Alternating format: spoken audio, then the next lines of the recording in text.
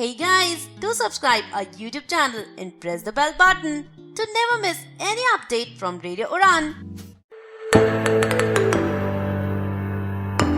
God is watching us even if we are away from home. And if we put our trust in God, then everything is alright at the end. ये lesson हम किसी के सिखाने से बिल्कुल भी नहीं सीखते. ये लेसन हम सिर्फ और सिर्फ अपने एक्सपीरियंस से सीखते हैं. हाय, गुड इवनिंग. आप सुन रहे हैं radio on flight of life और मैं आपकी होस्ट एंड दोस्त निशा एक बार फिर हाजिर हूँ. जी हाँ, शो है वही आपका फेवरेट वाला बुक वर्ड. और आज एक बार फिर हम इस शो में एक नई नॉवेल लेकर आए हैं.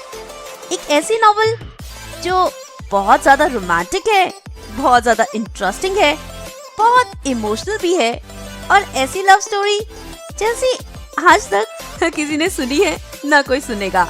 जी हाँ, ये कहानी बहुत अच्छी तो है ही, साथ साथ मेरे दिल के बहुत करीब है.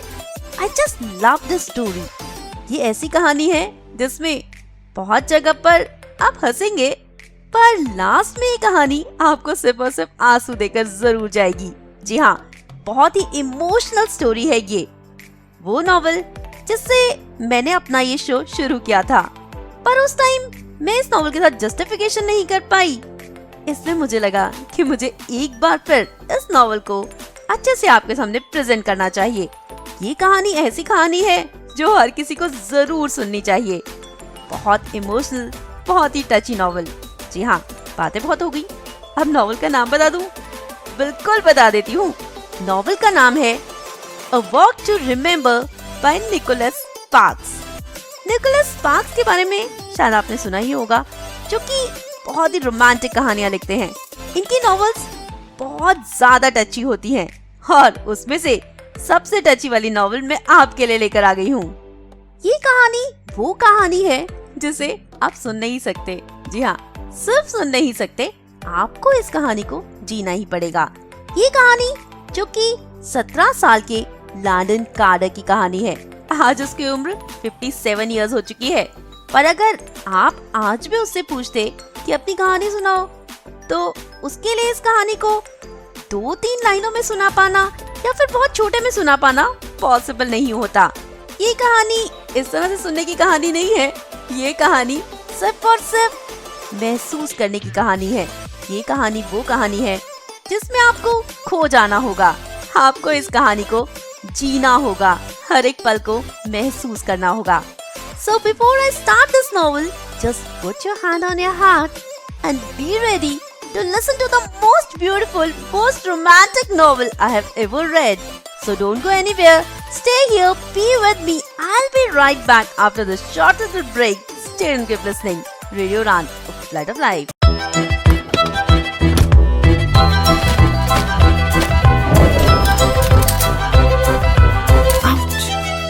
अगर चोट आसानी से लगे तो मदद भी आसानी से मिलनी चाहिए. इसलिए अब से सैवलॉन की बोतल आती है नेत्रहीन सहायक ब्रेल मार्किंग के साथ. रेडियो उड़ान पर होने जा रहा है मेगा क्विज शो जीके का डॉन. जी हाँ, यहाँ पर होंगे जीके से जुड़े ढेर सारे सवाल. अगर आप अपने आप को समझते हैं जीके के मास्टर, तो चलिए हो जाए टेस्ट. टेस्ट के साथ साथ आप जीत पाएंगे मेगा प्राइजेस भी. तो है ना सोने पे सुहागा. जल्दी से करवाना होगा रजिस्ट्रेशन, क्योंकि सीट्स बहुत लिमिटेड हैं. सिर्फ 32 टीम्स ही इस मेगा शो में पार्ट ले सकती हैं. उसके लिए क्राइटेरिया बहुत सिंपल है. आपको 12th पास होना चाहिए, कॉलेज या फिर किसी वोकेशनल कोर्स में रजिस्टर होना चाहिए. आप अगर डिसेबल्ड हैं तो आपका पार्टनर नॉन डिसेबल होना चाहिए. रजिस्ट्रेशन के लिए आज ही कॉल कीजिए 7303618485 पर और बन जाइए इस मेगा क्विज का हिस्सा. सुनते रहिए रेडियो उड़ान, फ्लाइट ऑफ लाइफ.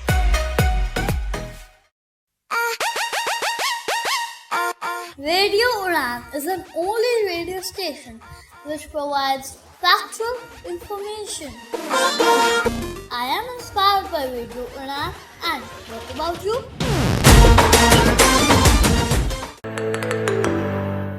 बैक दोस्तों, आप सुन रहे हैं radio on flight of life. Show है बुक वर्ड और मैं आपकी होस्ट एंड दोस्त निशा एक बार फिर हाजिर हूँ। जी हाँ, आप ही की पॉपुलर डिमांड पर नॉवेल शुरू करने वाली हूँ। A Walk to Remember, the most romantic novel I have ever read. Yes, this novel is very very close to my heart.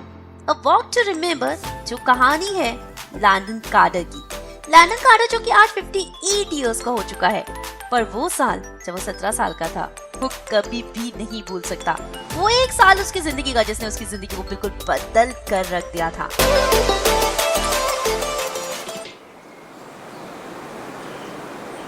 अक्टूबर का महीना है, नॉर्थ कैरोलिना में मौसम चेंज हो रहा है। उसने अपनी जैकेट पहन ली है। वो जानता है कि थोड़े ही दिनों में नॉर्थ कैरोलिना का मौसम वैसा हो जाएगा जो कि उसे दुनिया की ब्यूटीफुल प्लेसेस में से एक बना देगा। नॉर्थ कैरोलिना में समर्स में इतनी ह्यूमिडिटी होती है कि आपके लिए घर से बाहर निकल पाना भी मुश्किल है। अक्टूबर के बाद मौसम अच्छा होना शुरू हो जाता है। अब ये वही मौसम है।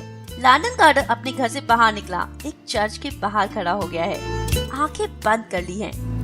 उसके फीचर्स चेंज हो रहे हैं, जैसे कि वो टाइम मशीन में बैठकर एक बार फिर वापस की तरफ चल दिया हो।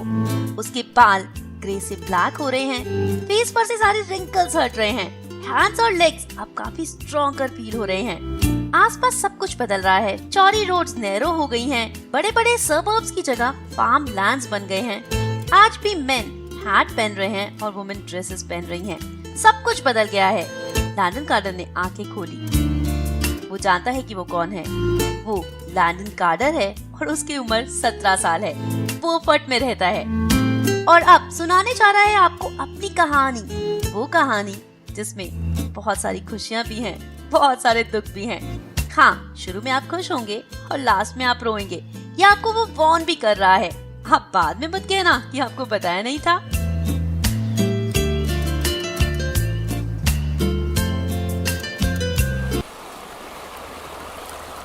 बोफोर्ट जो कि कोस्टल एरिया में है, यहाँ पर गर्मी में इतनी ज्यादा ह्यूमिडिटी हो जाती है कि आप पसीने से नहा सकते हो। यहाँ पर टीवी में सिर्फ 3 ही चैनल्स आते हैं, पर यहाँ के लोगों की जिंदगी टीवी के आसपास नहीं टिकी है। उनकी जिंदगी में सबसे ज्यादा इम्पोर्टेंट है चर्चेस। टाउन में बहुत सारे चर्चेस हैं। Church of forgiven people, church of Sunday atonement और हाँ, बहुत सारे बैप्टिस्ट चर्चेस। हर कॉर्नर पे आपको एक बैप्टिस्ट चर्च तो मिल ही जाएगा और हर चर्च अपने आप को दूसरे से बेटर प्रूव करने की कोशिश करता है। यहाँ पर जो सबसे बड़ा इवेंट होता है वो होता है प्ले, जिसे करवाते हैं बैप्टिस्ट चर्च के मिनिस्टर हैगबर्ट सोलोमन। हैगबर्ट सोलोमन जो कि काफी ओल्ड हैं। हाँ ठीक है, इतने भी ओल्ड नहीं, पर बच्चे उनका बहुत मजाक उड़ाते हैं। बहुत सारे बच्चों का ये भी कहना है कि हैगबर्ट के गले पर वो वेन्स को, ब्लड को फ्लो होते भी देख पाते हैं। इतनी क्लियर है उनकी स्किन। बाल बिल्कुल सफेद, उन टेडी बियर्स की तरह जो कि मार्केट में मिलते हैं। हैगबर्ट जो प्ले लिखते हैं उसका नाम है क्रिसमस एंजल, क्योंकि वो हर साल की तरह चार्ल्स डिकेंस का प्ले क्रिसमस कैरल नहीं प्ले करना चाहते। उन्होंने प्ले का अपना ही वर्जन बनाया है, नाम क्रिसमस एंजल रखा है। और बहुत सारे लोगों का ये भी कहना है कि इस प्ले की कहानी हैगबर्ट की कहानी से मिलती है। अब कहानी सच्ची हो तो इमोशंस उभर उभर के आते हैं। हर साल लोग ये प्ले देखते हैं और आंखों में से बाल्टी भर भर के आंसू बहाते हैं। हैगबर्ट सोलोमन बैप्टिस्ट चर्चेस में सर्मन्स भी पढ़ते हैं। वो सर्मन्स जो कि वो खुद लिखते हैं। अपने सर्मन्स में वो हमेशा उन लोगों को क्रिटिसाइज करते हैं जो कि अडल्ट्री या फिर फॉर्निकेशन को प्रमोट करते हैं। जब ये वर्ड फॉर्निकेशन हैगबर्ट के सामने आता है तो उनका चेहरा बिल्कुल लाल हो जाता है। कारण लैंडन कार्टर और उसके फ्रेंड्स हैं। जब हैगबर्ट अकेले पार्क के पास से गुजर रहा होता है, लैंडन और उसके फ्रेंड्स उसको देखते हैं तो वो उसके पीठ पीछे उसे फॉर्निकेटर कहकर बुलाते हैं। ये सुनकर हैगबर्ट का चेहरा बिल्कुल लाल हो जाता है। सभी बच्चे पेड़ों के पीछे छुप जाते हैं, ये सोचकर कि वो पकड़े नहीं जाएंगे। हैगबर्ट बहुत गुस्से से इधर उधर देखता है, जैसे कि पेड़ों में से चीरकर उसकी नजर उन बच्चों तक पहुंच रही हो। थोड़ी देर रुकता है, अपने गुस्से को नॉर्मल करता है। उसके बाद जोर से कहता है, लैंडन कार्टर, मुझे पता है कि ये सिर्फ और सिर्फ तुम हो। ये कहकर वो वहां से चला जाता है और बच्चे एक बार फिर हंसने लगते हैं। जब अगली बार चर्च में सर्मन होता है तो वहां पर हैगबर्ट ये कहता है कि गॉड बच्चों के लिए मर्सीफुल होते हैं, पर बच्चे वर्दी भी तो होने चाहिए। ये सुनकर सभी बच्चे अपना चेहरा नीचे कर लेते हैं, शर्म से नहीं बल्कि एक बार फिर से पागलों की तरह हंसने के लिए। हैग्बर्ट की प्ले की अगर बात करें तो ये कहानी है टॉम थॉम्पटन की। टॉम जिसकी वाइफ की डेथ हो गई है और उसकी एक बेटी है, वो एक बहुत अच्छा बाप नहीं बन पाता, अपनी वाइफ के दुख में ही डूबा रहता है और अपनी बेटी को वो खुशियाँ, वो प्यार नहीं देता जो वो डिजर्व करती है। वो बच्ची अपने फादर को कहती है कि क्रिसमस के लिए उसे एक गिफ्ट चाहिए, उसे चाहिए एक स्पेशल सा म्यूजिक बॉक्स जिसके ऊपर एक एंजल की फोटो लगी हो, वो फोटो जो उसने एक कैटलॉग में से कट की होती है। टॉम अपनी बेटी को ये गिफ्ट देने के लिए इधर से उधर घूमता रहता है। क्रिसमस ईव आ जाती है पर उसे वो गिफ्ट नहीं मिलता। तब उसे एक लेडी मिलती है जो टॉम को कहती है कि वो उसे गिफ्ट ढूंढने में मदद करेगी, पर उससे पहले उसे उस लेडी के साथ चलना होगा। ये लोग एक होमलेस आदमी की हेल्प करेंगे, उसके बाद ऑर्फनेज में जाएंगे, कुछ बच्चों के साथ टाइम स्पेंड करेंगे, फिर जाएंगे एक ओल्ड वुमेन के पास जिसे कि क्रिसमस ईव पर कंपनी की जरूरत है। रास्ते में वो लेडी टॉम से पूछती है कि उसे क्रिसमस पर क्या गिफ्ट चाहिए, जिस पर टॉम कहता है कि उसे उसकी वाइफ वापस चाहिए। वो मिस्टीरियस लेडी उसे सिटी फाउंटेन के पास ले जाती है, उसे कहती है कि वो पानी में देखे और उसे वो मिल जाएगा जिसको वो ढूंढ रहा है। जब टॉम पानी में देखता है तो उसे अपनी बेटी का चेहरा दिखाई देता है। टॉम की आंखों में आंसू आ जाते हैं, वो रोने लगता है। रोते रोते जब वो इधर उधर देखता है तो वो लेडी गायब हो चुकी होती है। टॉम अपने घर की तरफ चल देता है। पूरे दिन में जो हुआ वो सोच रहा होता है। जब घर में पहुंचता है, अपनी प्यारी सी बेटी के रूम में जाता है तो वो सो रही होती है। एक बार फिर टॉम के इमोशंस फूट पड़ते हैं। उस लड़की को देखकर उसे समझ में आता है कि उसकी वाइफ की जगह अब बस यही है जो उसके पास बची हुई है। वो समझ पाता है कि उसने अपने फर्ज को अच्छे से नहीं निभाया है, वो एक रिस्पॉन्सिबल, एक केयरिंग, एक लविंग फादर नहीं बन पाया है। अगले दिन मैजिकली वो म्यूजिक बॉक्स उस लड़की को मिल जाता है जिसके ऊपर एंजल की जगह उसी लेडी की तस्वीर होती है जो टॉम को पहले दिन मिली होती है। तो खैर कहानी इतनी बुरी भी नहीं है। इनफैक्ट अगर सच्ची कहानी बताई जाए तो लोग रोते तो हैं ही। ये प्ले अब हर साल बोफोर्ड में कराया जाता था, बहुत हिट होने लगा था और क्योंकि लोगों की भीड़ इस प्ले को देखने के लिए बढ़ती जा रही थी तो चर्च की जगह अब इसे बोफोर्ड के प्ले हाउस में कराया जाने लगा था। हैग्बर्ट एक चीज में बहुत फर्म था कि इस प्ले में एक्टिंग कोई भी प्रोफेशनल्स नहीं करेंगे बल्कि हाई स्कूल के सीनियर बच्चे ही करेंगे। शायद उसे लगता था कि यहाँ एक्टिंग करने के बाद वो बहुत सारी चीजें सीख पाएंगे जो कि कॉलेज में जाकर उनके काम आएगी। हैग्बर्ट का हमेशा कहना था ना कि गॉड आपको देख रहे हैं, आप कुछ भी करें और अगर आप भगवान में विश्वास करेंगे तो सब चीजें ठीक हो जाएंगी। लैंडन ने ये बात टाइम के साथ सीख ली थी, हैग्बर्ट के सिखाने से तो बिल्कुल नहीं। हैग्बर्ट बच्चों की बातें क्यों नहीं समझ पाता, उनका मजाक क्यों नहीं समझ पाता? आखिर उसका भी तो एक किड है। हाँ, वो बात और है कि उसकी एक बेटी है, वो बेटी जो पूरी दुनिया से अलग है। इससे पहले जेमी सॉलोमन के बारे में कुछ जाने, लैंडन कार्टर के बारे में और जान लेते हैं। लैंडन कार्टर जिसके फादर वर्थ कार्टर जो कि एक पॉलिटिशियन थे, कांग्रेसमैन, 30 सालों से पॉलिटिक्स में थे। लैंडन का घर बोफोर्ड में सबसे बड़ा घर था, बहुत अमीर बाप का बेटा था, तो इतना बिगड़ा हुआ भी नहीं था। हाँ, ग्रेवयार्ड में जाके रात को अपनी खिड़की से ताक के वो बॉइल्ड पीनट्स खाता था, ये उसका शौक था। इसी की वजह से आसपास के लोग अपने बच्चों को कहते थे कि लैंडन के साथ ना रहे। खैर, लैंडन के फादर जो कि एक बहुत अच्छे इंसान थे, किसी भी अगली से बच्चे को देखकर कह सकते थे कि ये दुनिया का सबसे ब्यूटीफुल बच्चा है, या फिर किसी व्हीलचेयर पर आते हुए बच्चे को देखकर ये कह देते थे कि उन्हें पूरा विश्वास है कि ये बच्चा अपनी क्लास में सबसे ज्यादा इंटेलिजेंट होगा। आसपास के लोग फिर भी उन्हें बहुत ज्यादा पसंद नहीं करते थे और हैग्बर्ट तो बिल्कुल भी नहीं। खैर, हैग्बर्ट और उनके बीच में तो पुरानी दुश्मनी है। उसके फादर साल में 9 महीने बाहर रहते थे और मदर उसके फादर के साथ इसलिए नहीं जाती थी क्योंकि वो चाहते थे कि लैंडन की परवरिश अच्छी तरह हो जैसे उन लोगों की हुई थी। तो लैंडन के फादर के साथ उसके ग्रैंडफादर टाइम स्पेंड करते थे, पर लैंडन के फादर उसके लिए कभी अवेलेबल नहीं होते थे। लैंडन के हिसाब से वो उसे प्यार नहीं करते थे, उनको उसकी कोई जरूरत नहीं थी। पर जो भी हो, सच तो यही है कि जब लैंडन को जरूरत होती थी तो उसके फादर आसपास नहीं होते थे, सिर्फ और सिर्फ उसकी मम्मी होती थी। लैंडन को शुरू में ऐसा लगता था कि सबके साथ ऐसा ही होता होगा, सबके फादर साल में 9-10 महीने बाहर रहते होंगे। उसके लिए शॉकिंग तब हुआ जब उसके बेस्ट फ्रेंड एरिक हंटर ने लैंडन से पूछा कि उसके घर में कल एक आदमी था, वो कौन है? लैंडन ने बहुत ही हैरानी से कहा, मेरे फादर? क्यों? अच्छा, तुम्हारे फादर भी हैं? एरिक की ये बात सुनकर लैंडन हैरान हो गया था। इसका मतलब ये नॉर्मल नहीं है। लैंडन को उसकी मदर ने अकेले ही पाला है, तो वो एक बहुत अच्छी लेडी हैं। लैंडन को बहुत प्यार करती थी, पर इसका मतलब ये नहीं कि वो मैनली इन्फ्लुएंस की जगह ले सके। लैंडन बिगड़ा हुआ तो नहीं था, हाँ नॉटी जरूर था, और अगर पढ़ाई, स्पोर्ट्स या किसी भी क्रिएटिव चीज में ले तो लैंडन बहुत ही एवरेज था। पढ़ाई में भी एवरेज, स्पोर्ट्स में भी एवरेज, और कोई स्पेशल क्वालिटी तो उसके अंदर थी ही नहीं। लैंडन के फादर और हैगबर्ट इन दोनों की बिल्कुल नहीं बनती थी, तो लैंडन के फादर जब भी बोफर्ट में होते तो वो चर्च अटेंड करते, हैगबर्ट का सरमन सुनते, पर हैगबर्ट के मन में जैसे एक अलग तरह की नफरत थी उनके लिए। ये सब कुछ पॉलिटिक्स की वजह से नहीं था। हैगबर्ट, जो कि लैंडन के फादर से 20 साल बड़ा था उम्र में, वो बैप्टिस्ट चर्च में मिनिस्टर बनने से पहले लैंडन के ग्रैंडफादर के लिए काम करता था। फैमिली का फॉर्चून तो लैंडन की ग्रैंडफादर ने ही बनाया था, पर इसका मतलब ये नहीं है कि वो एक अच्छे इंसान थे।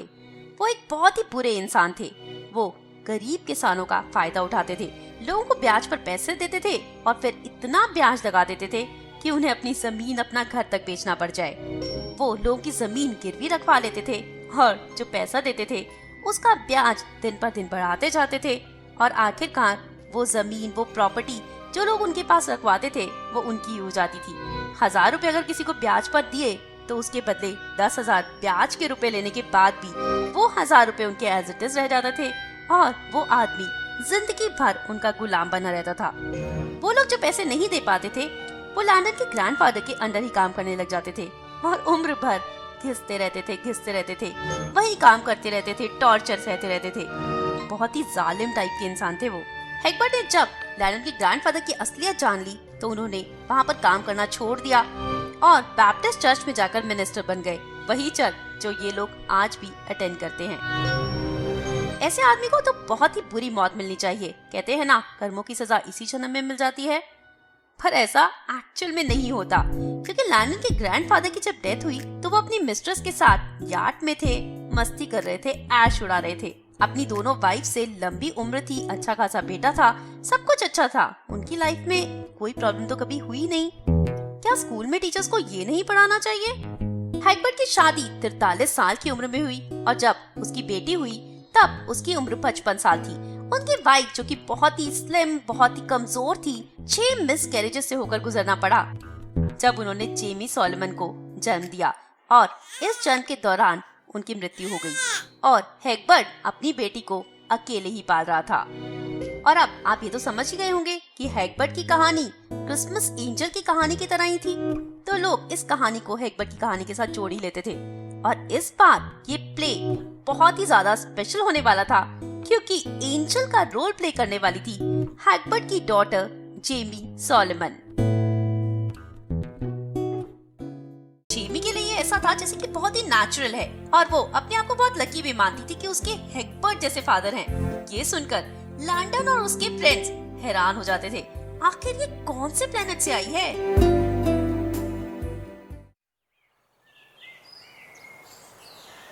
लैंडन ड्रामा क्लास तो बिल्कुल भी ज्वाइन नहीं करना चाहता था, पर उसके पास 2 ही चॉइसेस थी, या तो केमिस्ट्री चूज करे या फिर ड्रामा। लैंडन ने सोचा कि केमिस्ट्री में जाकर क्लासेस अटेंड करनी पड़ेंगी, इतनी सारी पढ़ाई करनी पड़ेगी, एटम्स, मॉलिक्यूल्स, न्यूट्रॉन्स, पता नहीं क्या क्या याद करना पड़ेगा। अगर वो प्ले लेता है तो कोई ना टेस्ट होगा, ना कोई एग्जाम होगा, ना चीजें याद करनी पड़ेंगी, रोज जाकर क्लास में सोने को मिल जाएगा, और क्योंकि वो रात को पीनट्स खाने के लिए देर तक जागता है तो उसके लिए बहुत जरूरी भी है। जब लैंडन पहले दिन ड्रामा क्लास में गया तो वहाँ पर मिस गार्बर, जो कि ड्रामा क्लास की टीचर थी। अगर मिस गार्बर की बात करें तो वो 40+ थी, स्पिंस्टर थी, ओवरवेट थी, रेड बाल थे, प्लेन स्किन थी, और हर किसी को हेलो ऐसे बोलती थी, जिसे सुनकर सभी बच्चे हंसने लगते थे। अब वो हर किसी के साथ फनी होने की भी कोशिश करती थी, मजाक करने की भी कोशिश करती थी, पर बच्चे ही उनका ज्यादा मजाक उड़ाते थे, हर किसी के साथ उनको जोड़ते भी रहते थे। मिस गार्बर बहुत खुश थी कि इस साल एंजल का रोल जेमी प्ले करने वाली है। जब उन्होंने ये बात क्लास में बताई तो तालियां बजाना शुरू कर दी। अकेले ही वो क्लास में ताली बजा रही थी और जेमी को खड़े होने के लिए कहा और तेज तेज तालियां बजाने लगी, जैसे किसी मॉडल को खड़ा किया हो। बच्चे तो ये भी कहते थे कि मिस गार्बर हैगबर्ट को पसंद करती हैं। और जब इमेजिन करते थे मिस गार्बर और हैगबर्ट को एक साथ, तो सभी बहुत तेज तेज हंसने लगते थे। खैर, अब क्योंकि वो तालियां बजा रही थी, सभी बच्चों ने भी तालियां बजाना शुरू कर दिया था। मिस गार्बर बहुत खुश थी कि इस बार जेमी सॉलोमन एंजल बनने वाली है। अब लैंडन ने ये तो एक्सपेक्ट किया था कि यहाँ पर लड़कियां ज्यादा होने वाली हैं ड्रामा के लिए, पर इतना बुरा भी उसने एक्सपेक्ट नहीं किया था। सिर्फ और सिर्फ 2 ही लड़के थे, आसपास लड़कियां ही लड़कियां। चलो शुक्र है एक लड़का तो और है। ये सोचकर लैंडन थोड़ा सैटिस्फाइड भी फील कर रहा था। लैंडन जेमी सॉलोमन के बारे में, मिस गार्बर के बारे में बहुत सारी बातें सोच रहा था कि अगर जेमी का कोई बॉयफ्रेंड हो तो हैगबर्ट को तो हार्ट अटैक ही आ जाएगा। खैर, अगर हैगबर्ट अलाउ भी कर दे तो क्या कोई लड़का जेमी का बॉयफ्रेंड बनना चाहेगा? जेमी के हाथ में हमेशा बाइबल जो रहती है। लैंडन और उसके फ्रेंड्स भी बाइबल की रिस्पेक्ट करते हैं, पर जिस तरह से जेमी उसे पढ़ती है वो तो बहुत अजीब है। समर वेकेशंस में बाइबल स्कूल में जाना, जब भी टाइम मिले तो बाइबल खोल के बैठ जाना, बहुत अजीब है। बोफोर्ड के सभी एडल्ट्स तो जेमी को बहुत पसंद करते हैं। जेमी घर के बाहर से भी निकल रही हो तो कोई उसके लिए स्पेशली केक बना कर देता है, गर्मी हो तो कोई उसके लिए लेमन वाटर बना कर देता है। यहाँ पर सभी लोगों का कहना है कि अगर जेमी सॉलोमन जैसे और लोग दुनिया में हो तो दुनिया बहुत खूबसूरत हो जाएगी। पर लैंडन और उसके दोस्तों की सोच बिल्कुल अलग है। उनके लिए एक जेमी ही मोर देन इनफ है। लैंडन यही सब सोच रहा था, तभी उसकी नजर पड़ी जेमी सॉलोमन पर। जेमी ने अपना फेस टर्न किया और जब लैंडन ने उसकी तरफ देखा तो उसे जैसे इलेक्ट्रिक शॉक लग गया हो। ऐसा नहीं है कि जेमी को उसने बहुत दिनों से देखा नहीं था। आज भी उसने वही कार्डिगन पहना था, पर स्कर्ट दूसरी थी, व्हाइट टॉप पहना था, बाल खोले हुए थे। पहली बार उसे जेमी खूबसूरत दिखाई दी। नहीं, जेमी खूबसूरत नहीं हो सकती, ये सोचकर उसने उसी टाइम अपने दिमाग से इस थॉट को निकाल दिया था। जेमी ने लैंडन की तरफ देखा और वो मुस्कुराई। लैंडन को उस समय तो नहीं समझ में आया क्यों, पर हाँ, जेमी ने उसे बाद में ये बात जरूर बताई थी।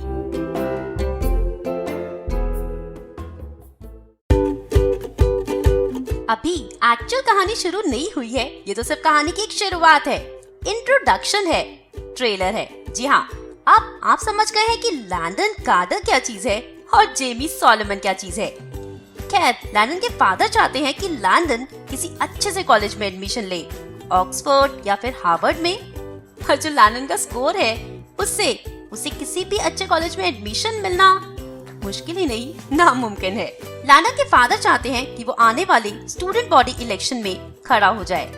लैंडन अमीर तो है पर पॉपुलर नहीं। लैंडन के अंदर कोई क्वालिटी भी नहीं है। वो ना स्पोर्ट्स में अच्छा है, ना म्यूजिक में अच्छा है, ना पढ़ाई में अच्छा है। उसे वोट कोई देगा तो क्यों देगा? लैंडन ने अपने फादर से कहा भी कि उसके जीतने के चांसेस बहुत ही कम हैं। तब उसके फादर ने कहा कि ऐसा नहीं है, वो लैंडन कार्टर है और कार्टर्स हमेशा जीतते हैं। लैंडन को अपने फादर की यही बात बिल्कुल पसंद नहीं है। वो लैंडन को अपने आप से क्यों कंपेयर करते हैं? वैसे भी तो वो ज्यादा टाइम उसके साथ नहीं रहे और लैंडन उनके जैसा बनना भी नहीं चाहता। पर ये बात तो सच है कि अच्छे कॉलेज में एडमिशन लेने के लिए लैंडन को कुछ ना कुछ तो करना होगा। अगर वो स्टूडेंट बॉडी इलेक्शन में जीत जाता है तो चांसेस काफी ब्राइट हो जाएंगे। लैंडन पूरी रात सोचता रहा कि इन इलेक्शंस में जीतने के उसके चांसेस कितने ब्राइट हैं। लैंडन के दोस्त एरिक हंटर के चांसेस तो बहुत ब्राइट हो सकते हैं। वो कितना अच्छा फुटबॉल खेलता है, स्कूल की सारी लड़कियां उसके ऊपर पागल हैं। कितना स्ट्रॉन्ग भी है, कितना स्मार्ट भी है। अगर वो खड़ा हो तो वो जरूर जीत जाएगा। पर लैंडन उसे कोई वोट देगा तो क्यों देगा? पर जो लैंडन के फादर का सजेशन है वही घर में लॉ बन जाता है। उसे कोई भी अपोज नहीं कर सकता। तो अगले दिन जाकर स्कूल में जब लैंडन ने पता किया कि किन लोगों ने और नाम लिखाया है तो पता चला कि वहाँ पर सिर्फ 2 ही और नाम है, जॉन फॉर्मर और मैगी ब्राउन। जॉन फॉर्मर के तो चांसेस ज्यादा है नहीं क्योंकि वो सिर्फ और सिर्फ पढ़ाई में अच्छा है, बहुत ज्यादा एटीट्यूड दिखाता है, बच्चे उसे पसंद नहीं करते हैं। मैगी ब्राउन जो कि एक बहुत अच्छी लड़की है, क्लास रिप्रेजेंटेटिव भी रह चुकी है 3 साल तक, पढ़ाई में भी अच्छी है, पर एक्चुअल में पिछले 1 साल में उसने 20 पाउंड्स वेट बढ़ा लिया है। वो बिल्कुल भी अच्छी नहीं दिखती है, तो स्कूल का कोई भी लड़का तो उसे वोट नहीं देने वाला। अगर कैलकुलेट किया जाए तो लैंडन के कुछ चांसेस तो हैं। उसने स्ट्रैटेजी बनाना शुरू किया और उसके दोस्त एरिक हंटर ने हाँ भी कहा कि वो अपनी टीम के सभी लड़कों को अग्री करा लेगा लैंडन को वोट देने के लिए। और इस तरह लैंडन ने डिसाइड कर लिया कि वो स्टूडेंट बॉडी इलेक्शन में खड़ा होने वाला है। लैंडन जीता या नहीं और आगे उसकी लाइफ में क्या होने वाला है वो हम जानेंगे, पर फिलहाल रुकते हैं एक छोटे से ब्रेक के लिए। आपको कहीं नहीं जाना क्योंकि वापस यही है आना। बने रहिए मेरे साथ, सुनते रहिए रेडियो उड़ान and I will catch you on the other side. Radio Udan is a treasure of entertainment. Good evening, नमस्कार, सत श्री अकाल, आदाब। बैंग बैंग, गुड इवनिंग, नमस्कार, सुस्वागतम। मैं हूं अनोखा अंकित रुआन टॉप मिक्स की शुरुआत। गुड इवनिंग दोस्तों, आप सुन रहे हैं रेडियो उड़ान फ्लाइट ऑफ लाइफ शो है बुक वर्ड और मैं आपकी होस्ट एंड दोस्त निशा एक बार फिर हाजिर हूँ। जी दोस्तों, नमस्कार, आदाब, सत श्री अकाल। प्रोग्राम बदलता दौर में एक बार फिर से आपका स्वागत है।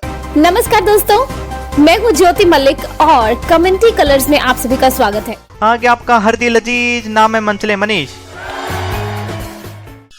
Stay positive, stay happy, stay healthy. Okay, hello, good evening, नमस्कार, सुस्वागतम आप सभी का। मैं हूँ आपके साथ RJ Puneet. I am inspired by Radio Udan. And what about you?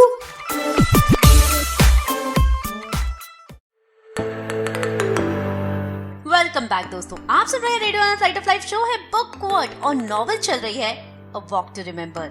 बहुत ही रोमांटिक, बहुत ही दिल को छू जाने वाली नॉवेल है। जी हाँ, ये नॉवेल जिसे लिखा है निकोलस स्पार्क्स ने। अभी तक हमने जाना है कि जेमी सॉलोमन, जो कि एक बहुत ही अच्छी, बहुत ही सीधी, सब बड़ों को पसंद आने वाली लड़की है, वो लड़की जिसके आसपास होने से भी आपको गिल्टी की फीलिंग हो, उसे उसकी एज के बच्चे पसंद नहीं करते क्योंकि सब बड़े उसे पसंद करते हैं। सब बड़े अपने अपने बच्चों को डांटते हैं जेमी का नाम लेके। उसके जैसा बनकर दिखाओ तो बात बने। खैर, कोई भी बच्चा उसके जैसा बनना नहीं चाहता है। फिलहाल बात करते हैं लैंडन कार्टर की, जो कि अमीर बाप का बेटा तो है पर उसके अंदर कोई बड़ी क्वालिटीज नहीं और वो खड़ा हुआ है स्टूडेंट बॉडी प्रेसिडेंट के लिए। अब जैसा उसने सोचा था कुछ वैसा ही हुआ।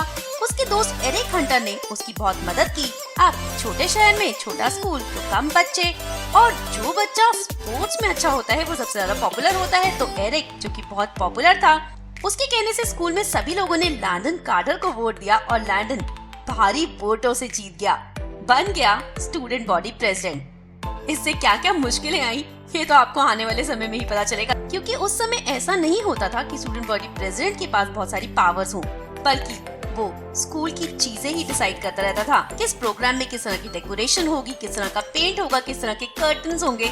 टीचर्स के साथ मिलकर यही सारे डिसीजंस लेने पड़ते थे। बस इधर से उधर भाग भाग के काम करना पड़ता था। खैर, लैंडन ने ये सब कुछ इसलिए डिसाइड किया था क्योंकि वो अपनी एप्लीकेशन को अच्छा बनाना चाहता था। अब आ खड़ी हुई है एक बड़ी मुसीबत। होम कमिंग डांस आने वाला है।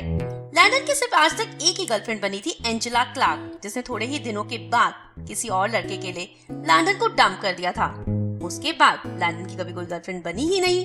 होम कमिंग डांस में हर लड़का अपने पार्टनर के साथ जाता है और लैंडन के पास कोई पार्टनर है ही नहीं। अगर लैंडन को कोई डेट ना मिली तो वो पहला ऐसा स्टूडेंट बॉडी प्रेसिडेंट होगा जो कि होम कमिंग डांस में अकेला जाएगा। लैंडन ये नहीं करना चाहता था क्योंकि जो लोग अकेले जाते हैं वो बस काम ही करते रहते हैं, लोगों की वॉमिटिंग ही साफ करते रहते हैं। लैंडन को ये बिल्कुल नहीं करना था। लैंडन ने बहुत कोशिश की, बहुत सारी लड़कियों से बात की, बहुत सारे लोगों को कॉल भी किया, पर इससे लैंडन को एक और नई आदत पड़ गई, रिजेक्शन सहने की। बहुत सारे लोगों ने लैंडन को रिजेक्ट किया। बोफर्ट में कोई बहुत सुंदर लड़कियों की भरमार तो थी नहीं, पर लैंडन को कोई ना कोई तो ढूंढना ही था। लैंडन के अलावा एक और लड़का था जिसका नाम था कैरी डेनिसन, जिसे कोई लड़की नहीं मिली थी। वो ट्रेजरर था। वो बहुत ही इरिटेटिंग और बहुत ही अननोइंग लड़का था। बहुत सारे सवाल पूछता था, जवाब का इंतजार नहीं करता था, अगले सवाल की तरफ बढ़ जाता था। लैंडन को अभी तक सबसे इरिटेटिंग लड़का वही मिला था। वो ट्रेजर इसलिए सिलेक्ट हुआ था क्योंकि उसके अगेंस्ट कोई था ही नहीं। अगर लैंडन को कोई डेट नहीं मिलती तो उसे उसके साथ रहना होगा, उसके क्वेश्चंस का सामना करना होगा। नहीं, कोई ना कोई लड़की तो लैंडन को ढूंढनी ही होगी। लैंडन की मदर को भी पता था कि लैंडन किस सब से गुजर रहा है, तो एक दिन उसकी मम्मी ने आके उसे कह ही दिया, अगर तुम्हें कोई और लड़की नहीं मिलती तो मैं तुम्हारे साथ जाने के लिए तैयार हूँ। ये सुनकर तो लैंडन को और भी बुरा फील हुआ। उसकी मम्मी को पता है कि लैंडन बिल्कुल यूजलेस है, कोई लड़की नहीं ढूंढ सकता, और अगर वो होम कमिंग डांस में मम्मी के साथ जाता है तो तो इस ज्यादा शर्म की बात तो उसके लिए कोई हो नहीं सकती। उसे कोई ना कोई लड़की तो ढूंढनी ही होगी। उसने सभी सीनियर्स को भी ट्राई कर लिया, सभी जूनियर्स को भी ट्राई कर लिया, पर कोई भी लड़की लैंडन को हाँ नहीं बोल रही थी। लैंडन अब स्कूल की बुक लेकर बैठा था, सभी लड़कियों के चेहरे देख रहा था, सबके नाम पढ़ रहा था और उसके हिसाब से देख रहा था कि कोई भी लड़की रह ना जाए। लैंडन ने पेज पलटा और फोटो दिखी जेमी सॉलोमन की। नहीं नहीं, ये तो बिल्कुल नहीं हो सकती। लैंडन ने पेज पलट दिया, पूरी बुक खत्म हो गई। अब लैंडन को वापस आना पड़ा उसी पेज पर। इतनी भी बुरी नहीं है, पर अगर मेरे दोस्तों को पता चला कि मैं जेमी सॉलोमन के साथ, वो तो मुझे कच्चा ही खा जाएंगे। ओह माय गॉड, कितना मजाक उड़ाएंगे। नहीं, जेमी सॉलोमन, ये तो बिल्कुल नहीं हो सकता। लैंडन अब बार बार सोच रहा था कि उसके पास कोई और ऑप्शन है ही नहीं। उसे होमकमिंग डांस के लिए जेमी सॉलोमन को पूछना होगा। हैगबर्ट की डॉटर? हैगबर्ट ये बिल्कुल अलाउ नहीं करेगा। पर क्या लैंडन के पास कोई और ऑप्शन है?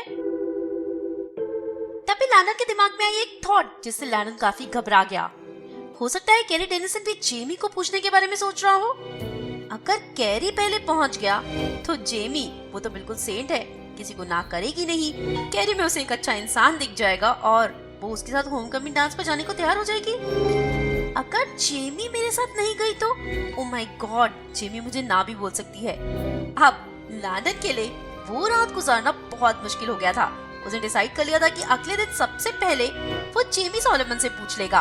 अब उसे ये डर सता रहा था कि कहीं जेमी उसे मना ना कर दे। वो जानता है कि कैरी बहुत ही क्लेवर है और होमकमिंग डांस पर अकेला तो वो भी नहीं जाना चाहता होगा। जैसे कि कोई लड़की नहीं बची है तो ऑब्वियसली कैरी भी स्कूल बुक देख रहा होगा और उसे भी समझ आ गया होगा कि सिर्फ और सिर्फ जेमी सॉलोमन ही ऑप्शन है। कहीं कैरी पहले उससे ना पूछ ले। ये सोचते सोचते लैंडन जब स्कूल पहुंचा तो वहाँ पर जेमी थी ही नहीं। जरूर ऑर्फन्स के साथ टाइम स्पेंड कर रही होगी। बहुत सारे बच्चे ये एक्सक्यूज देकर स्कूल से छुट्टी पाने की कोशिश करते थे, पर किसी और को नहीं मिलती थी, सिर्फ और सिर्फ जेमी सॉलोमन को ही मिलती थी।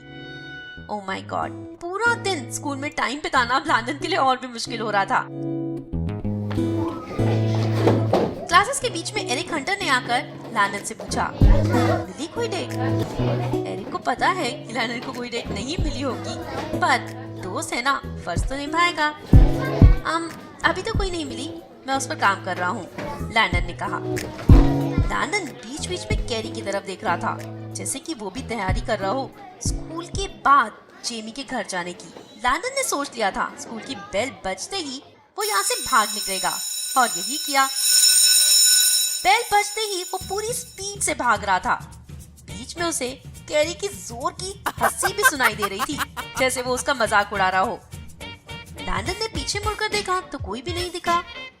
बहुत चालाक है, किसी के फार्म के बीच में से चला जाएगा, कोई शॉर्टकट रास्ता ढूंढ लेगा, जरूर ये पहले वहां पहुंच जाएगा।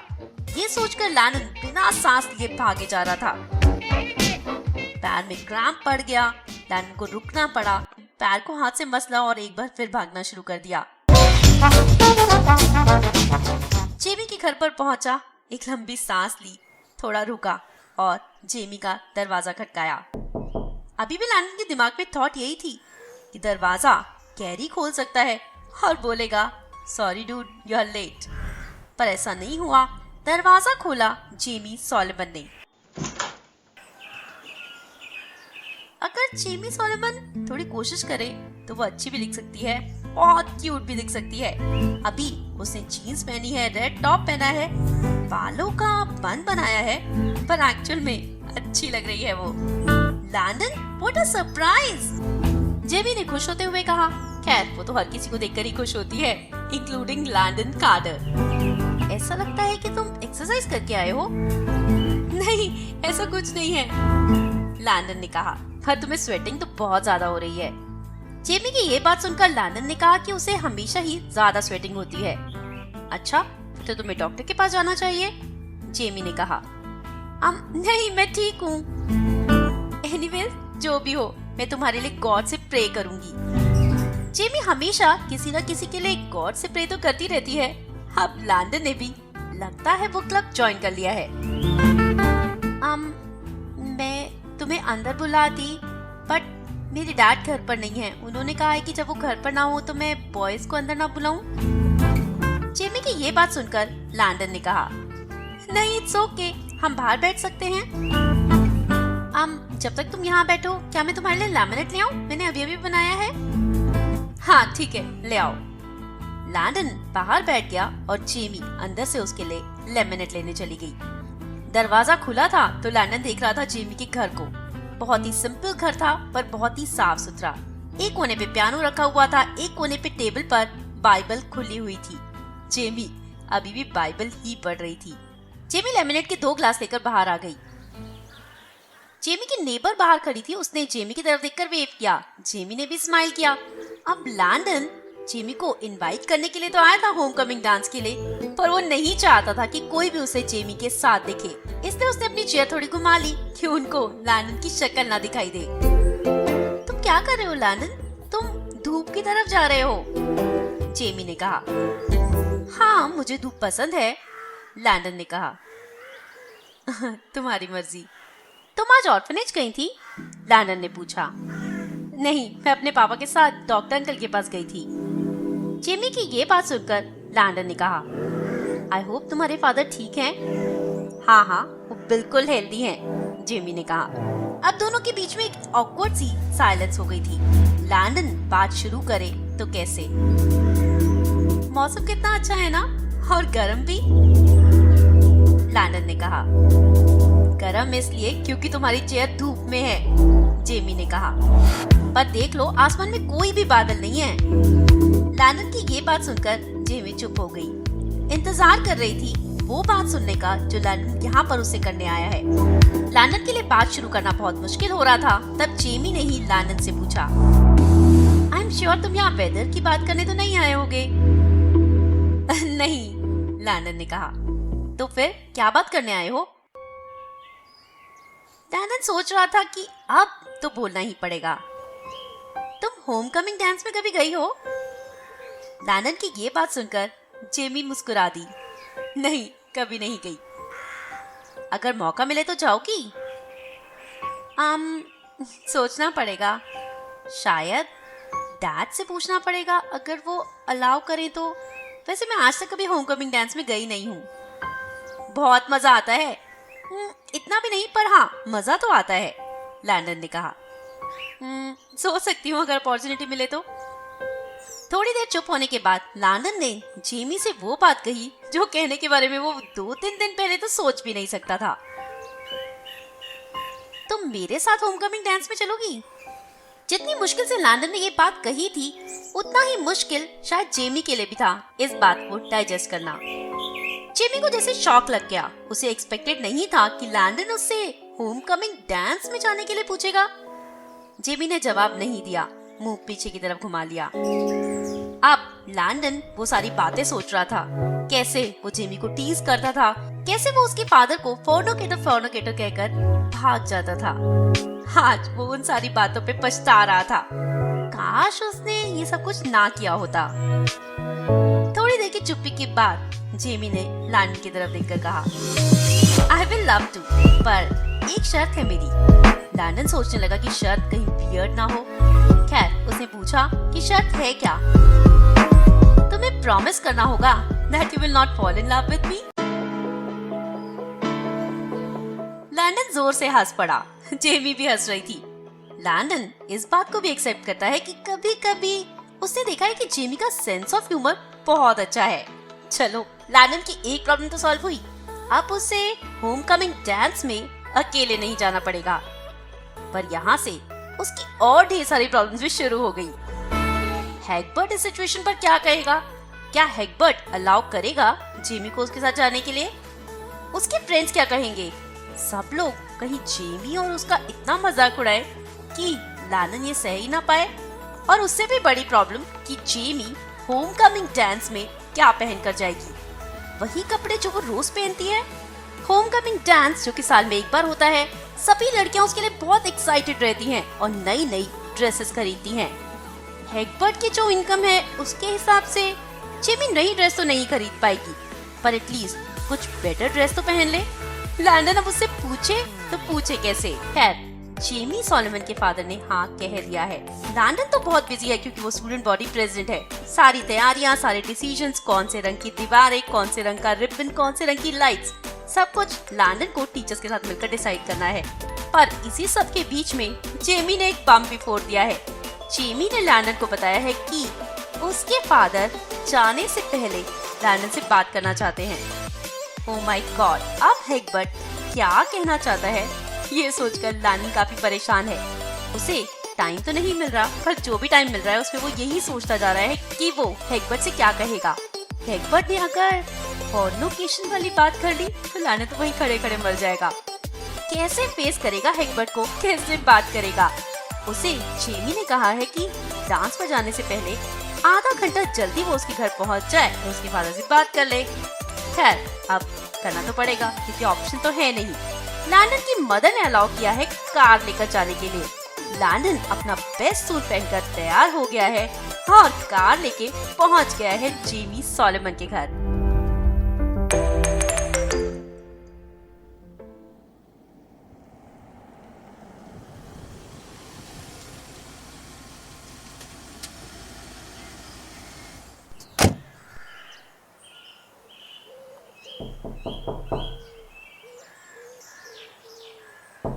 खोल रहा हूँ, इंतजार करो। कुछ देर इंतजार करने के बाद दरवाजा हेगबर्ट ने खोला। अंदर आ जाओ। मैं यहाँ जेमी को होमकमिंग डांस पर ले जाने आया हूँ, लैंडन ने कहा।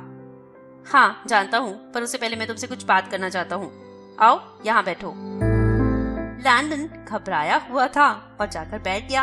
आखिर अब क्या इंटरोगेशन होने वाली है? अपने बारे में कुछ बताओ, हेगबर्ट ने पूछा। लैंडन के लिए ये सवाल बहुत अजीब था क्योंकि बचपन से हेगबर्ट ने लैंडन को देखा है।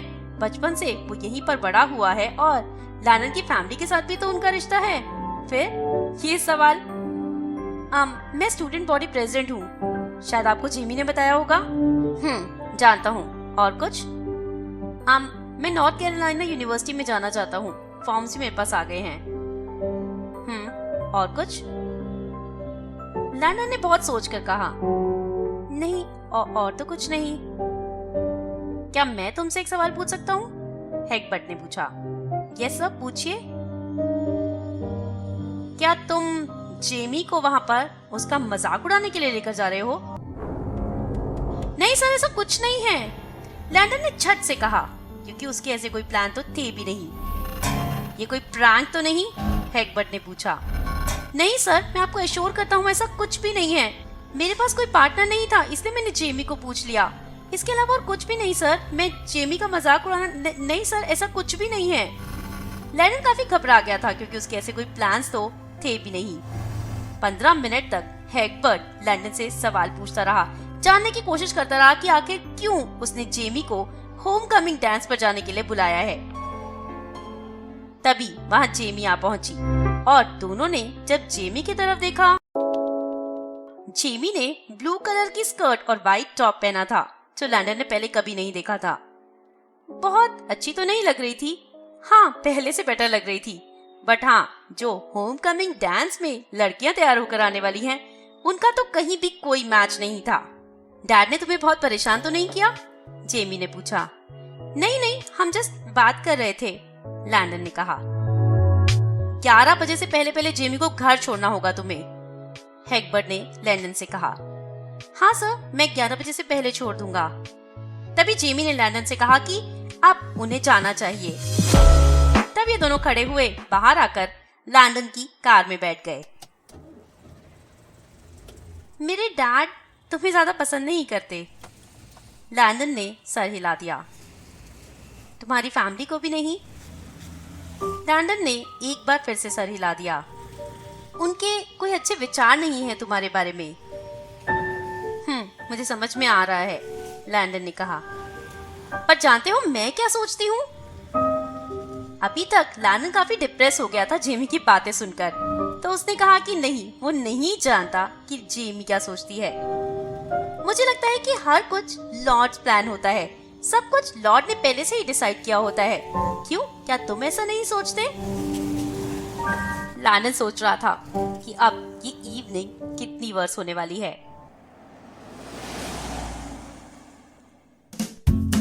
लैंडन के दोस्तों ने जेमी और लैंडन के साथ काफी डिस्टेंस बनाकर रखा, इसलिए ज्यादातर टाइम ये दोनों अकेले ही थे। लैंडन तो काफी डिप्रेस था शुरू के 1 घंटा, पर जेमी ने वो नोटिस ही नहीं किया क्योंकि वो ओवर एक्साइटेड थी, बहुत खुश थी सारी चीजें देखकर। उसे सारी डेकोरेशन, उसे सारी लाइट्स, सारा अरेंजमेंट बहुत ही अच्छा लग रहा था। उसने लैंडन से पूछा कि क्या वो चर्च डेकोरेट करने के लिए जेमी की मदद करेगा। लैंडन ने अनइंटेंशनली और बहुत ही लो वॉल्यूम में हाँ भी कह दिया। जेमी को उससे कोई फर्क नहीं पड़ता। उसने लैंडन को थैंक्स कहा कि वो बहुत ही काइंड हार्टेड है। जब म्यूजिक शुरू हुआ तो ये दोनों डांस फ्लोर पर चले गए और लैंडन ने जैसा नहीं सोचा था, जेमी बहुत अच्छा डांस भी कर रही थी। लैंडन के सारे स्टेप को फॉलो भी कर रही थी। काफी देर तक ये लोग डांस करते रहे। डांस के बाद थक कर जब ये लोग आगे आकर बैठ गए तो लैंडन ने देखा एंजेला को। सभी बच्चों ने काफी ड्रिंक कर ली थी और एंजेला को देखकर ये साफ पता चल रहा था कि वो सेंसेस में नहीं है। लैंडन ने डिसाइड किया कि वो एंजेला का ध्यान रखेगा। ठीक है, एंजेला अब उसकी गर्लफ्रेंड नहीं, एंजेला ने उसे डंप किया, पर लैंडन ने सिर्फ और सिर्फ सच्चा प्यार तो एंजेला से ही किया था, तो वो ध्यान रखेगा कि उसके साथ कुछ गलत ना हो। जेमी तो अपनी एक्साइटमेंट में ही थी। वो लैंडन के साथ बातें कर रही थी, लगातार बोले जा रही थी। उस सब में ऑर्फनेज की भी बातें कर रही थी, बाइबल की भी बातें कर रही थी और बहुत सारी और भी बातें कर रही थी। लैंडन उसकी बातों में बहुत ज्यादा इंटरेस्टेड था ही नहीं, उसकी नजर सिर्फ और सिर्फ एंजेला पर ही थी। ये नोट कर लिया एंजेला के बॉयफ्रेंड ने। You are staring my girl, उसने बहुत ही गुस्से से लैंडन को कहा। No, I was not. पर एंजेला ने अपने बॉयफ्रेंड की साइड लेते हुए कहा कि लैंडन उसे घूर रहा है, ये वो काफी देर से नोटिस कर रही है। ये वही लड़का है जो कभी एंजेला का बॉयफ्रेंड भी था। ये सुनने के बाद तो एंजेला के बॉयफ्रेंड को और भी गुस्सा आ गया। वो लड़का जो कि काफी ह्यूज था, काफी स्ट्रॉन्ग था, जिसे देखकर ही लैंडन डर गया था। लैंडन जो कि काफी डरपोक था, उसे लड़ाई करना बिल्कुल पसंद नहीं। 3rd ग्रेड में एक बार उसने लड़ाई की थी और वो हार गया था।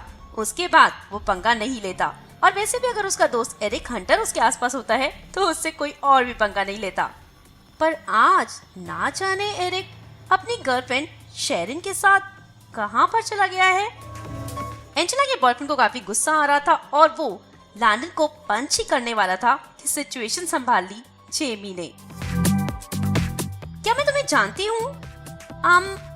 तुम जो अंकल के बेटे हो ना, और तुम्हारी ग्रैंडमा रेलवे क्रॉसिंग के पास वेस्टर्न रोड पर रहती है। लू ने बहुत ही हैरानी के साथ देखा। तुम्हें ये सब कुछ कैसे पता? क्या ये तुम्हें मेरे बारे में भी बताता है? नहीं नहीं, ऐसा कुछ नहीं है। मैं एक बार वहाँ से निकल रही थी तो मैं तुम्हारी ग्रैंडमा के घर गई थी। उन्हें कुछ हेल्प की जरूरत थी, सामान सेट करने में मैं उनकी हेल्प कर रही थी। तब वहाँ पर तुम्हारी फोटो देखी थी। उन्होंने ही बताया था तुम्हारे बारे में कि तुम गैराज में काम करते हो। अब लू बहुत हैरान था। वो लैंडन को मारे जो कि इस लड़की के साथ है, या फिर इस लड़की की वजह से लैंडन को छोड़ दे क्योंकि इसने उसकी ग्रैंडमा की मदद की है। आओ ना, यहाँ पर बैठते हैं, बातें करेंगे। मैं तुम्हारी ग्रैंडमा के बारे में और भी बहुत कुछ जानना चाहती हूँ, जेमी ने बहुत ही चेयरफुली कहा। ऐसी सिचुएशन में सिर्फ जेमी ही चेयरफुल रह सकती है और स्माइल कर सकती है। ऐसी लड़की के आसपास तो लू भी पहली बार ही आया था। उसे समझ नहीं आया कि वो क्या करे। उसने एंजेला का हाथ पकड़ा और वहाँ से एंजेला को लेकर चला गया। जब ये लोग कुछ दूर पहुँच गए थे तब जाके लैंडन ने सांस ली। उसे तो रियलाइज ही नहीं था कि अभी तक वो अपनी सांस रोक कर बैठा था। Thank you. किस लिए? जेमी, जिसके लिए सब कुछ बहुत नॉर्मल था, वो फिर से अपनी स्टोरी सुनाने लग गई और इस बार एक्चुअल में लैंडन उसकी स्टोरी सुन रहा था। इससे ज्यादा वो जेमी को थैंक्स कहने के लिए कर भी क्या सकता था। इसके बाद वो हुआ जो लैंडन एक्चुअली में बिल्कुल करना नहीं चाहता था। जेमी सोलोमन वॉशरूम गई और वहाँ उसने पाया कि एंजेला फ्लोर पर पड़ी हुई है। हर जगह पर वॉमिटिंग ही वॉमिटिंग है।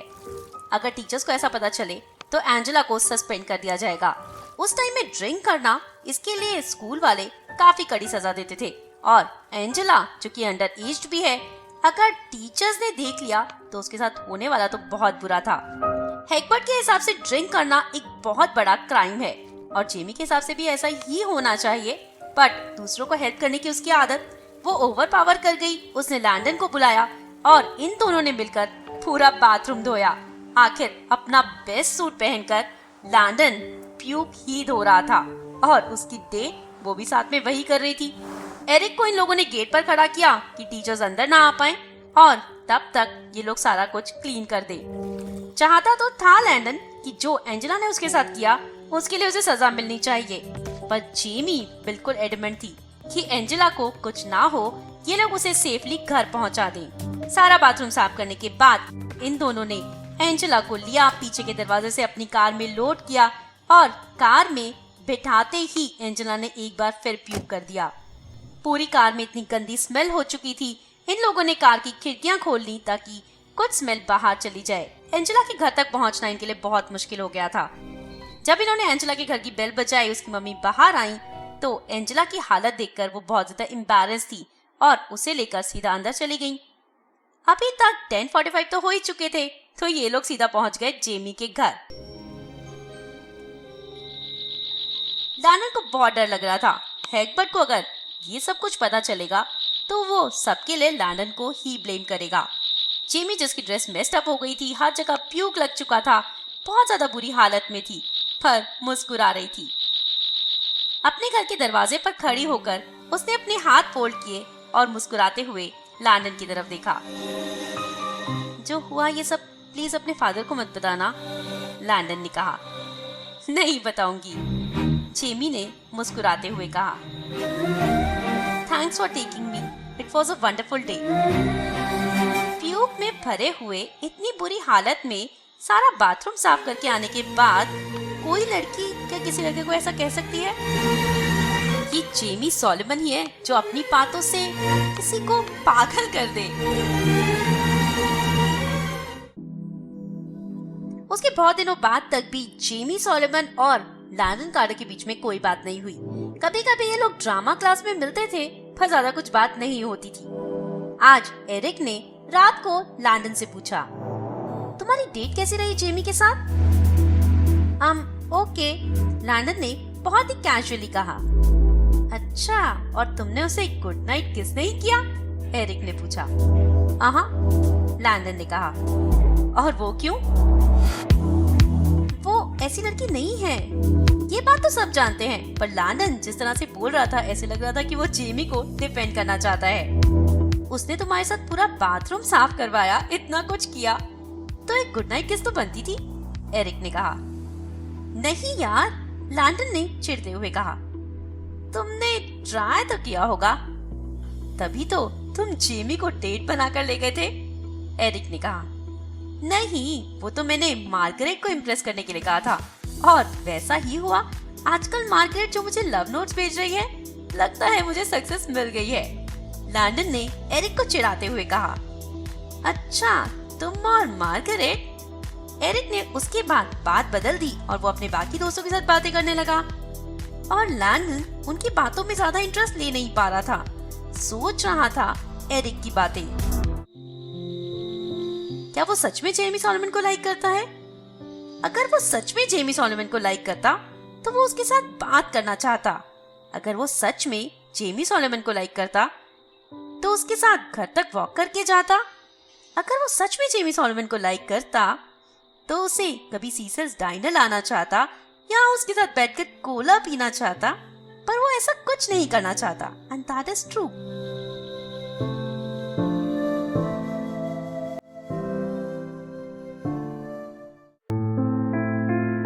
आज यानी कि संडे के दिन लैंडन अपने कमरे में बैठकर अपनी यूएनसी की एप्लीकेशन भर रहा था।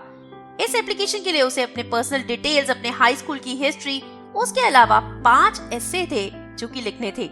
ये एस्से बहुत ही नॉर्मल थे, जैसे कि आपकी लाइफ में आपका रोल मॉडल कौन है, आपको किस चीज ने सबसे ज्यादा इंस्पायर किया है, अगर आप हिस्ट्री में जाएं तो किस पर्सन से मिलना चाहेंगे, इस तरह के नॉर्मल एस्सेस जिनके लिए उनकी टीचर ने उन्हें ऑलरेडी प्रिपेयर किया था। लैंडन इंग्लिश में बहुत अच्छा था। अगर यही सब कुछ मैथ्स में लिखना होता या फिर उस तरह की क्वेश्चंस जैसे कि 2 ट्रेन अलग अलग डायरेक्शन से आ रही है, एक 30 की स्पीड पे, एक 50 की स्पीड पे, तो लैंडन के लिए सब कुछ बहुत मुश्किल हो जाता। पर शुक्र है कि यहाँ पर राइटिंग स्किल्स देखनी है, जिसमें लैंडन बहुत अच्छा है। आज तक ए से कम ग्रेड तो उसका इंग्लिश में नहीं आया है। लैंडन बहुत ज्यादा कंसंट्रेशन के साथ अपना ये काम कर रहा था, तभी फोन की घंटी बजी। घर में एक ही फोन था और फोन नीचे किचन के पास लगा हुआ था, तो लैंडन को भाग कर जाना पड़ा। भागते भागते उसकी सांस भी फूल गई थी, कहीं उसके पहुंचने तक फोन कट ना जाए। हेलो, बहुत ही हांफते हुए लैंडन ने कहा। दूसरी तरफ से एक लड़की की आवाज आई। उसे लगा कि ये एंजेला है। लैंडन के चेहरे पर फटाफट से मुस्कान आ गई। उस दिन जो सब कुछ हुआ, एंजेला की वजह से उसे कितनी सफाई करनी पड़ी, बट वो अलग बात है। एंजेला लग कितनी हॉट रही थी और उसकी dress, oh my God, Landon तो पूरा टाइम उसकी ड्रेस को ही निहार रहा था। शायद उसे गलती रियलाइज हुई हो, शायद उसने लैंडन को सॉरी बोलने के लिए फोन किया हो सकता है कि वो उसे कॉफी पर चलने के लिए कहे या फिर कुछ सैंडविच या something. Landon, hi, how are you? Landon ने बहुत ही एक्साइटेड होकर कहा। तुम कैसे हो? लैंडन को सडनली रियलाइज हुआ कि एंजेला नहीं है, जेमी है। लैंडन के हाथ से फोन जैसे छूटने ही वाला था। पहली बात तो जेमी ने उसे कॉल क्यों किया होगा? उसका नंबर जेमी को कहाँ से मिला होगा? लैंडन को रियलाइज हुआ कि नंबर लेना तो कोई मुश्किल काम नहीं, वो उसे चर्च के रिकॉर्ड्स में भी मिल गया होगा। But still, why is she calling at this time? Landon, Jamie ने फिर से कहा। मैं ठीक हूँ, बोलो। लैंडन, जो कि अभी भी शॉक में था। क्या तुम बिजी हो? जेमी ने थोड़ा झिझकते हुए पूछा। हाँ, मैं काम कर रहा था। बोलो, क्यों फोन किया है? वो मैं सोच रही थी, क्या तुम आज दोपहर में आ सकते हो? आ सकते हो मतलब? लैंडन ये सुनकर तो और भी हैरान हो गया। I mean, मेरे घर? तुम्हारे घर? लैंडन की आवाज में जो सरप्राइज था वो तो साफ झलक रहा था, पर जेमी ने उसे इग्नोर किया। हाँ, एक्चुअली कुछ इम्पोर्टेंट ना होता तो मैं नहीं कहती। बहुत इम्पोर्टेंट बात करनी है मुझे तुमसे। क्या तुम फोन पर मुझसे बात नहीं कर सकती? लैंडन ने पूछा। नहीं, मैं फोन पर नहीं कर पाऊंगी। पर मैं तो आज बहुत बिजी हूँ, पूरा दिन मैं कॉलेज की एप्लीकेशन पर काम कर रहा हूँ। मुझे नहीं लगता कि मुझे टाइम मिल पाएगा। ठीक है, अगर इम्पोर्टेंट ना होता तो मैं नहीं कहती, बट चलो ठीक है, इट्स ओके। मंडे को स्कूल में बात कर लेंगे। तभी लैंडन को रियलाइज हुआ कि ये लड़की इसे छोड़ने तो नहीं वाली है, बात तो इसे करनी पड़ेगी। अब सोचना यह है कि आज जेमी के घर जाके बात करना बेटर होगा या फिर स्कूल में दोस्तों के सामने। ऑप्शंस तो दोनों ही ठीक नहीं, पर बात तो करनी पड़ेगी। स्कूल में दोस्तों के सामने एम्बैरेस होने से अच्छा है कि जेमी के घर ही चले जाते हैं। तभी लैंडन ने अग्री कर लिया कि वो जेमी के घर जाके बात करने को तैयार है और डिसाइड हुआ कि लैंडन 5 बजे जेमी के घर जाएगा। पूरी दोपहर लैंडन ने अपनी एप्लीकेशन पर काम किया, पर टाइम अब जैसे बीत ही नहीं रहा था। 4:30 बजे ही लैंडन निकल गया जेमी के घर जाने के लिए। आज मौसम बहुत अच्छा था, सुहाना मौसम था, एक जैकेट वाली हल्की सी ठंड और बहुत ही प्लेजेंट वेदर। लैंडन 5 बजे से पहले ही जेमी के घर पहुंच गया। दरवाजा खटकाया तो जेमी ने ही दरवाजा खोला। लैंडन ने देखा घर में हैकबर्ट तो कहीं दिखाई नहीं दे रहा था।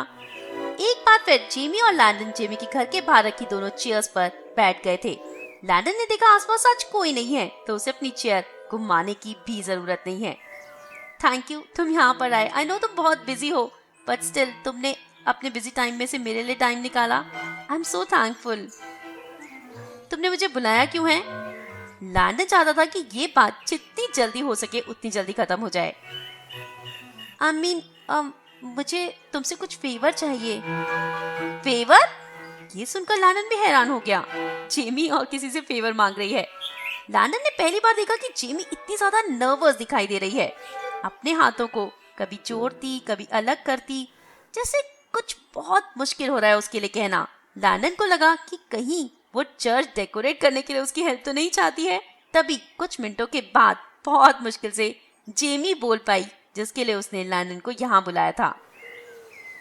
मैं सोच रही थी, क्या तुम प्ले में टॉम थॉम्पटन का रोल कर सकते हो? क्या टॉम थॉम्पटन? अब इस प्ले में टॉम थॉम्पटन का ऑलमोस्ट सबसे इम्पोर्टेंट ही रोल था। ये वही बंदा है जो म्यूजिक बॉक्स की सर्च में जाता है जिसे एंजल मिलती है। I don't know, but miss carbon ने तो कहा था कि ये एडी जोन्स कर रहा है ये रोल। लैंडन ने कहा। हाँ, मुझे एडी से कोई प्रॉब्लम नहीं है, he is a very nice guy. But मैं सोच रही थी अगर एक्चुअली मैं चाहती हूँ कि इस बार ये प्ले बहुत स्पेशल बने। तुम जानते हो ना, ये प्ले मेरे फादर के दिल के बहुत करीब है। एक्चुअल में उन्होंने भी अपनी वाइफ को खो दिया, मुझे अकेले पाल पोस के बड़ा किया। मैं चाहती थी कि उनकी खुशी के लिए इस प्ले को मैं बहुत स्पेशल बना दूं। और वैसे भी मैं इसमें एंजल का रोल प्ले कर रही हूँ, तो उनके और भी दिल के करीब हो जाएगा ना ये। मैं नहीं चाहती कि तुम ये मेरे लिए करो, बट क्या तुम मेरे फादर के लिए ऐसा कर सकते हो? वो बहुत अच्छे इंसान हैं, सबको बहुत प्यार करते हैं, वो अच्छा ही डिजर्व करते हैं। मैं नहीं चाहती कि प्ले स्पॉइल हो। ऐसा नहीं कि मुझे एडी से प्रॉब्लम है, but I think you can understand. Landon सब कुछ समझ सकता था। एडी जो कि बहुत ही थिन, जिसके पूरे मुंह पे पिंपल्स लगे हुए हैं, बात करने का भी ठीक से कोई तरीका नहीं, बहुत ही वियर्ड, बहुत ही इरिटेटिंग सा लड़का था। मिस गाबा भी जानती थी कि इस रोल के लिए सूटेबल नहीं है, क्योंकि जब उन्होंने पूछा कि कौन टॉम थॉम्पटन प्ले करना चाहता है, तो एडी के अलावा कोई और आगे ही नहीं आया। तो मिस गाबा के पास कोई और ऑप्शन नहीं था। पर क्या ये रोल और कोई नहीं कर सकता? लैंडन ने पूछा। लैंडन जानता है कि हेक्टर चाहता है कि हाई स्कूल के बच्चे ही इस प्ले को परफॉर्म करें। अब हाई स्कूल में ऑलमोस्ट 50 के करीब लड़के हैं, जिनमें से 22 तो फुटबॉल टीम में ही हैं। उन लोगों को फुटबॉल मैच की प्रैक्टिस करनी होती है, इसलिए वो प्ले में नहीं आ सकते। बाकी जो 30 के करीब बचे, उनमें से 15 म्यूजिक बैंड में हैं, तो उन्हें म्यूजिक की प्रैक्टिस करनी होती है। जो बच्चे, उनमें से भी कोई ना कोई तो ये रोल कर ही लेगा, लैंडन सोच रहा था। लैंडन एक्चुअल में प्ले करना ही नहीं चाहता था, इसलिए नहीं कि उसे रियलाइज हो गया था कि प्ले बहुत बोरिंग क्लास है, बल्कि वो जेमी के साथ अगले 1-1.5 महीना और नहीं दिखाई देना चाहता था। एक बार जेमी को पूछा, डेट पर ले गया। कितना मजाक सहना पड़ा उसे। अब अगर रोज उसके दोस्त उसे जेमी के साथ देखेंगे तो उसका क्या बनने वाला है, ये वो सोच भी नहीं सकता था। पर जेमी के लिए ये बहुत ज्यादा इम्पोर्टेंट है, ये लैंडन समझ गया था जब जेमी ने उससे पूछा, क्योंकि जेमी किसी से भी फेवर तो कभी मांगती नहीं है, और शायद उसे लगता है कि उसकी कोई फेवर करेगा भी नहीं। खैर, लैंडन ने पूछा, क्या जेफ ये रोल नहीं कर सकता? नहीं, एक्चुअली उसके पापा बीमार हैं और उसे स्टोर पर काम करना पड़ता है। डैरन से करवा लो। नहीं, वो पिछले हफ्ते गिर गया था, उसके हाथ पर प्लास्टर लगा हुआ है, जेमी ने कहा। क्या? अच्छा, मुझे तो कोई आइडिया नहीं। जेमी को समझ में आ रहा था कि लैंडन क्या करना चाह रहा है। मैं इसके लिए बहुत टाइम से प्रे कर रही थी, जेमी ने कहा। मैं एंजल और एडी, अगर टॉम का रोल प्ले करेगा, मुझे एक्चुअली में एडी के साथ रोल करने में कोई शर्म नहीं आती, पर मैं नहीं चाहती कि मेरे पापा का कोई मजाक उड़ाए। अगर मैं और एडी ये रोल करेंगे तो तुम जानते हो कि लोग क्या क्या बातें बनाएंगे। मैं नहीं चाहती कि मेरे पापा एम्बैरस हो। लैंडन ये सब सुनकर ऑलरेडी ही एम्बैरस हो चुका था, क्योंकि उसने तो ऑलरेडी ही इन दोनों का मजाक बनाना शुरू भी कर दिया था। लैंडन ने तो इन दोनों का नाम डायनामिक डुओ भी रख दिया था। अब लैंडन को और भी ज्यादा बुरा फील हो रहा था, क्योंकि वही सबसे पहले आया था इन दोनों का मजाक उड़ाने। जेमी अपनी सीट पर थोड़ा सीधी हो गई। वो बहुत ज्यादा अपसेट दिखाई दे रही थी, जैसे कि उसे समझ आ गया था कि लैंडन नो कहने वाला है। उसे नहीं पता था कि लैंडन के दिमाग में इस समय क्या चल रहा होगा। मेरे फादर एक बहुत अच्छे इंसान हैं। उन्होंने अपनी पूरी लाइफ गॉड के लिए डिवोट की है। उन्होंने मुझे अकेले पालकर बड़ा किया है। उन्होंने अपनी वाइफ को खो दिया, और इस सब के लिए मैं उन्हें बहुत प्यार करती हूँ। जेमी ने अपना मुंह दूसरी तरफ कर लिया, पर लैंडन को उसकी आंखों में आंसू साफ साफ दिखाई दे रहे थे। लैंडन ने पहली बार देखा था जेमी को रोते हुए, और उसका मन कर रहा था कि वो भी जेमी के साथ रो पड़े। मैं तुम्हें फोर्स नहीं करना चाहती, मैं नहीं चाहती कि तुम ये मेरे लिए करो, पर क्या उस इंसान के लिए जो बहुत अच्छा है, बहुत प्यारा है, उस इंसान के लिए जो मेरे लिए बहुत ज्यादा मैटर करता है, क्या तुम एक बार सिर्फ सोचोगे? अगर तुम मना भी करोगे तो इसका मतलब ये नहीं है कि मैं गॉड से तुम्हारे लिए प्रे नहीं करूंगी, मैं हमेशा करूंगी, but just once will you think about it? Landon भी इस समय बहुत इमोशनल हो गया था। उसने अपने पैरों की तरफ देखा। मुझे नहीं लगता कि मुझे सोचने की जरूरत है, मैं ये रोल करने के लिए तैयार हूं।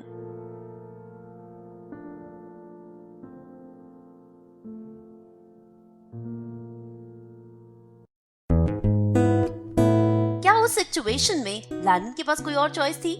उसके पास कोई चॉइस नहीं थी। लैंडन बुरा है पर इतना भी नहीं। उसने तो जेमी को हाँ कर दिया, इस प्रोजेक्ट के लिए साइन कर दिया।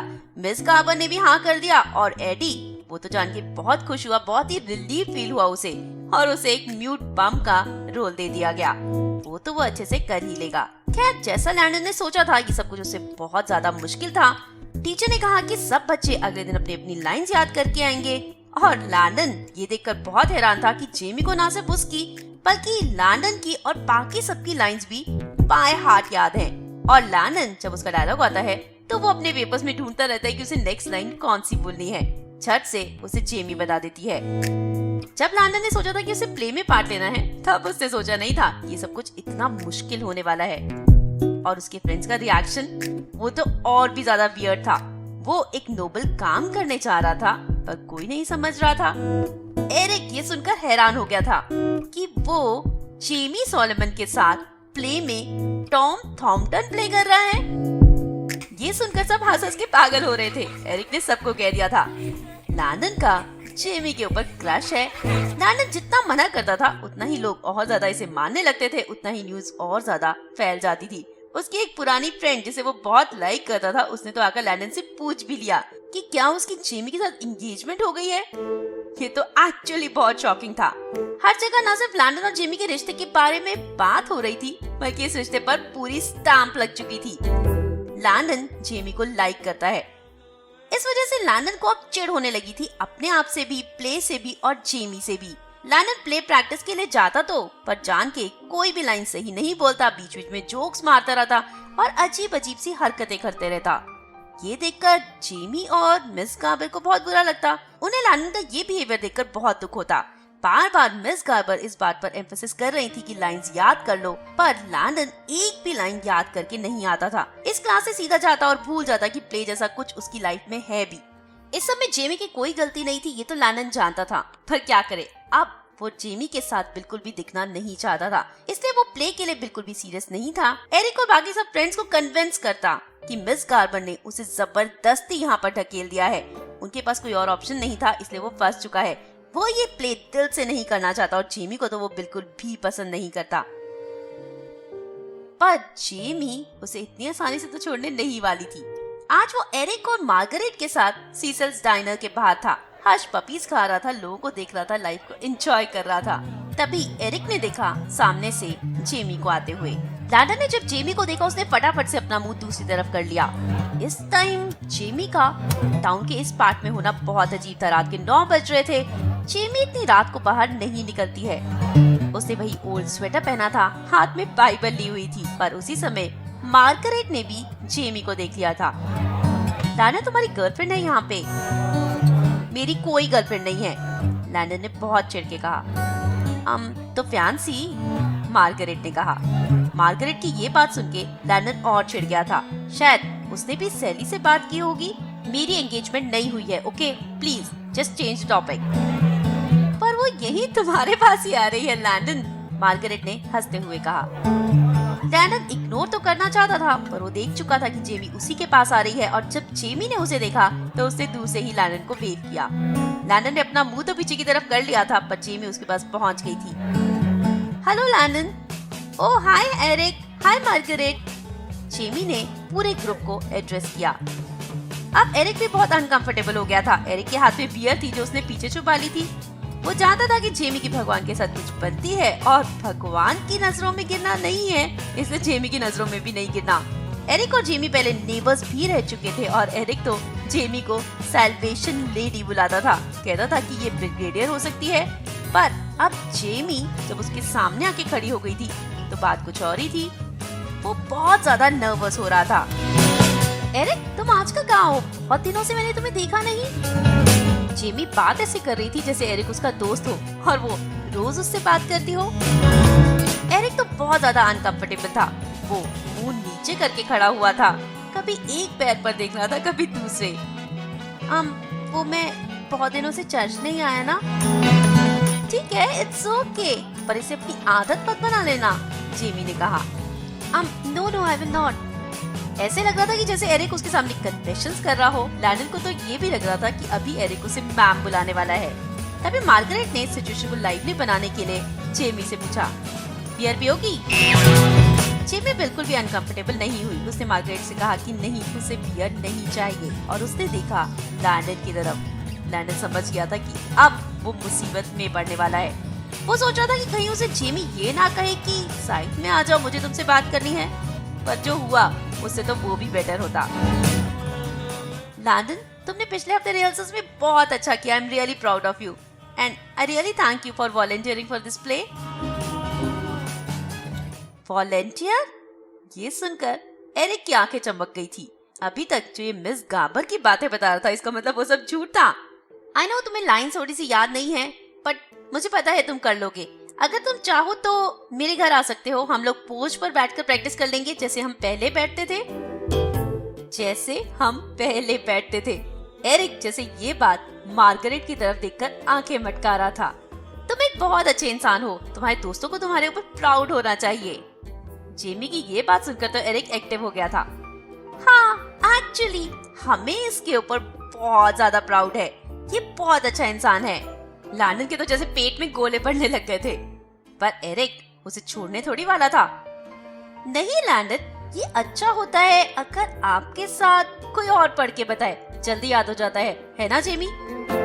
नहीं, मैं अपनी लाइंस खुद याद कर लूंगा, घर पे याद कर लूंगा, इट्स ओके। फिर भी मुझे लगता है कि अगर 2 लोग प्रैक्टिस करें तो ज्यादा बेटर होता है। क्यों जेमी? मुझे तो ये भी लगता है कि अगर तुम लोग ऑर्फन्स के सामने प्रैक्टिस करो तो उन्हें भी बहुत मजा आएगा। ड्रेस रिहर्सल भी हो जाएगी। और जानती हो, ये सजेशन लैंडन का ही था। ये सुनकर अब जेमी की आंखें चमक गई थी। क्या सच में लैंडन ने ऐसा सजेस्ट किया? हाँ, मैं ऑर्फनेज के हेड से बात कर सकती हूँ और मिस गाबर से भी। अगर ये लोग एग्री करें तो हम ऐसा कर सकते हैं। लैंडन, तुम बहुत अच्छे हो। क्या तुम्हें सच में लगता है कि ऑर्फन्स को मजा आएगा अगर हम उनके सामने प्रैक्टिस करेंगे? एरिक तो लैंडन को बोलने का मौका देना ही नहीं चाहता था। हाँ, एक्चुअली मुझे तो यही लगता है। अगर मैं एक ऑर्फन होता तो मुझे बहुत मजा आता इस सब में। इस पर मार्गरेट भी शुरू हो गई। हाँ, मुझे भी। एरिक ने तो डिसाइड कर लिया था कि आज लैंडन की पूरी बैंड बजानी है। लैंडन, क्या तुम्हें नहीं लगता कि ये सब बहुत अच्छा रहेगा? क्या?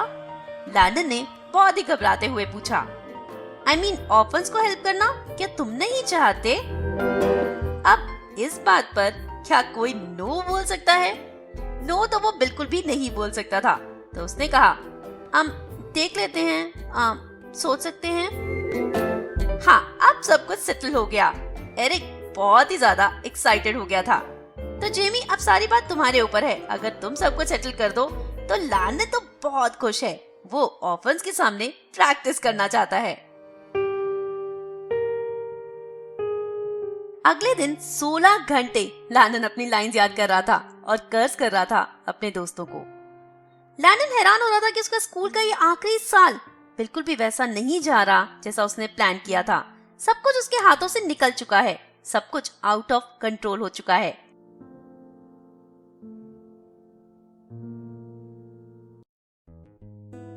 जब अगले दिन मिस गाबर ने देखा कि लैंडन को सारी लाइंस याद हैं, तो वो हर लाइन के बाद मार्वेलस बोल रही थी। हेलो के बाद अगला उनका फेवरेट वर्ड मार्वेलस ही था। और लैंडन ने ये शब्द अगले दिन कम से कम 3 ट्रिलियन टाइम सुना होगा। जब उनको जेमी ने बताया ऑर्फन्स के सामने प्ले की ड्रेस रिहर्सल करने के बारे में, तो वो और भी ज्यादा एक्साइटेड हो गई।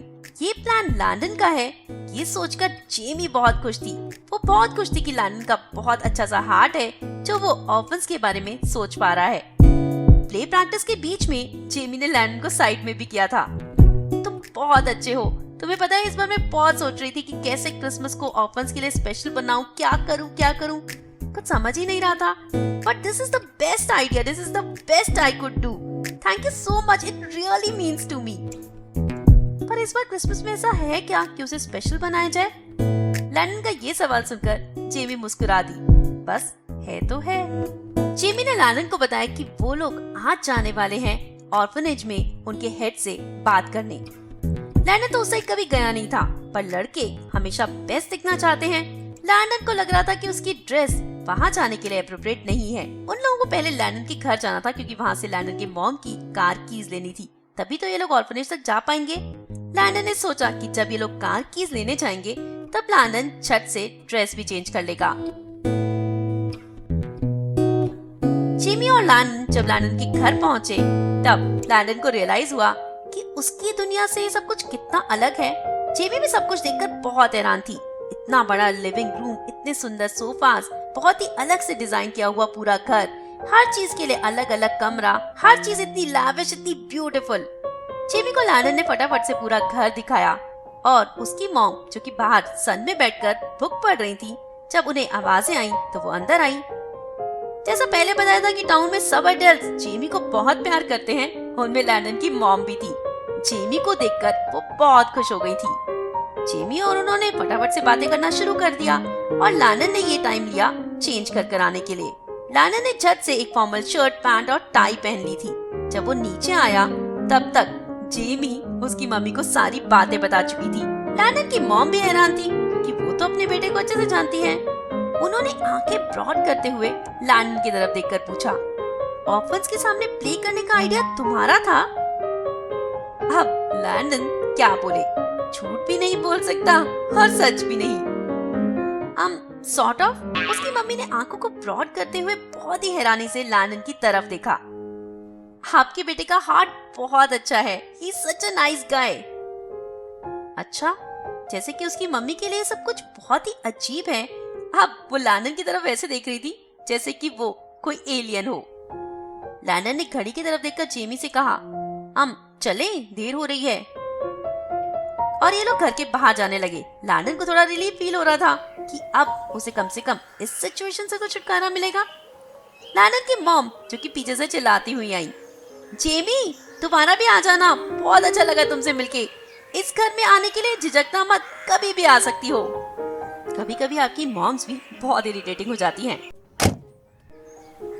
ये दोनों कार में बैठते ही जेमी ने कहा, तुम्हारी मॉम बहुत स्वीट है। हाँ, आई नो। और तुम्हारा घर बहुत ब्यूटीफुल।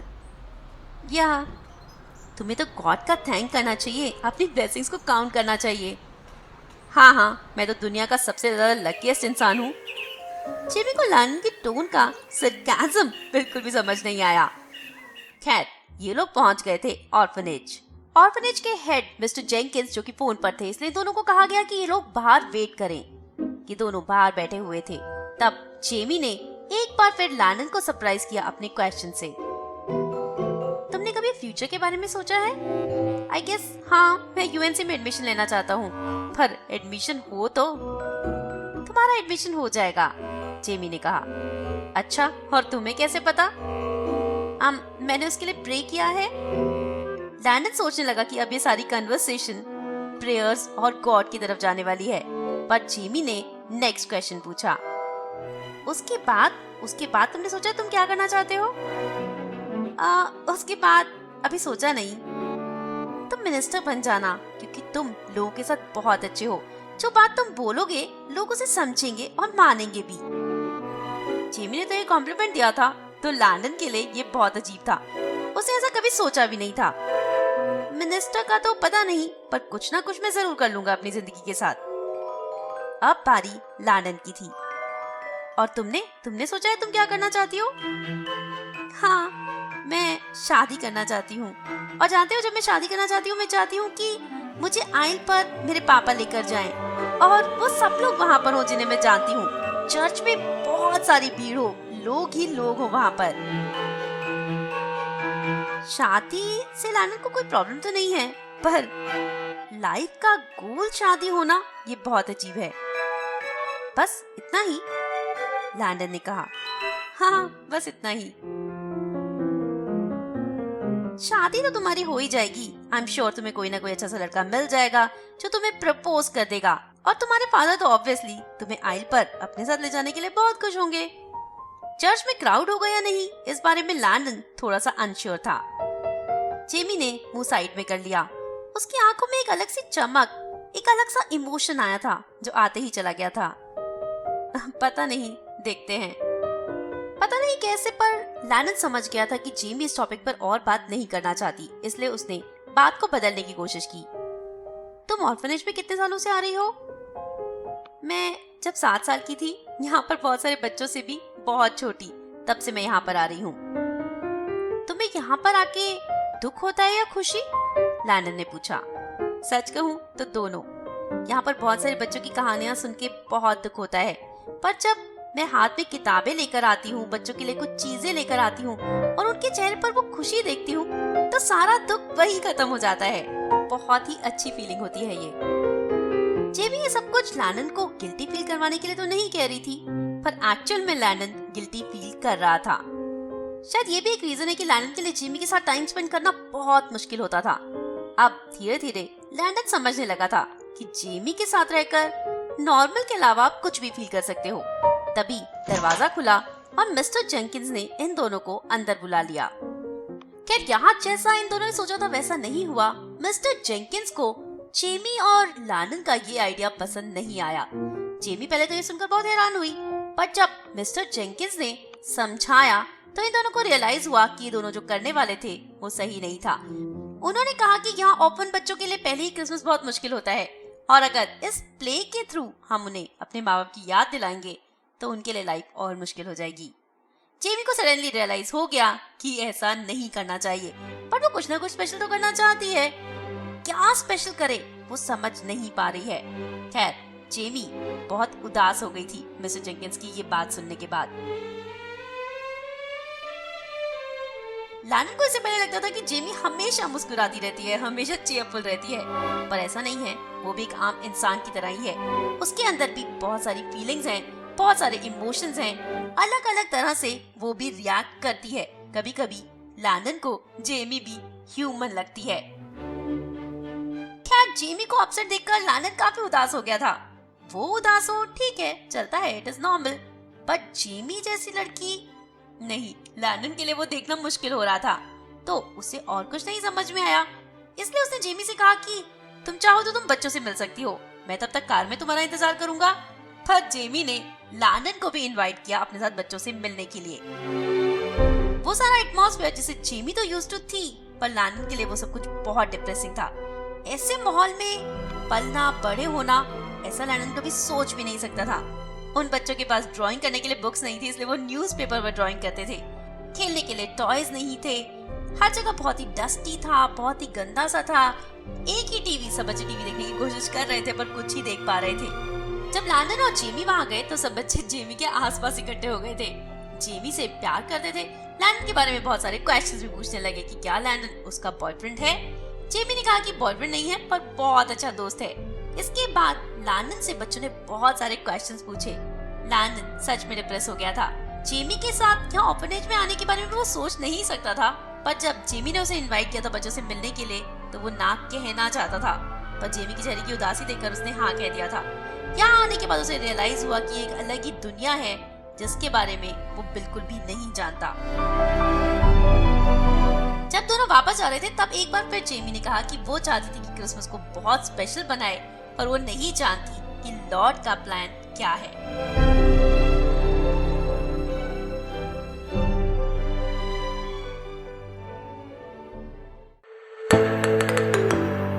खैर लॉर्ड का प्लान क्या है वो तो हम भी नहीं जानते। जेमी का ही तो है लॉर्ड के साथ डायरेक्ट कनेक्शन, बाकी लोग तो वैसे भी उनसे बात नहीं कर पाते। खैर चलिए कहानी को बढ़ाएंगे आगे, उससे पहले एक छोटा सा ब्रेक लेकर लौटती हूँ।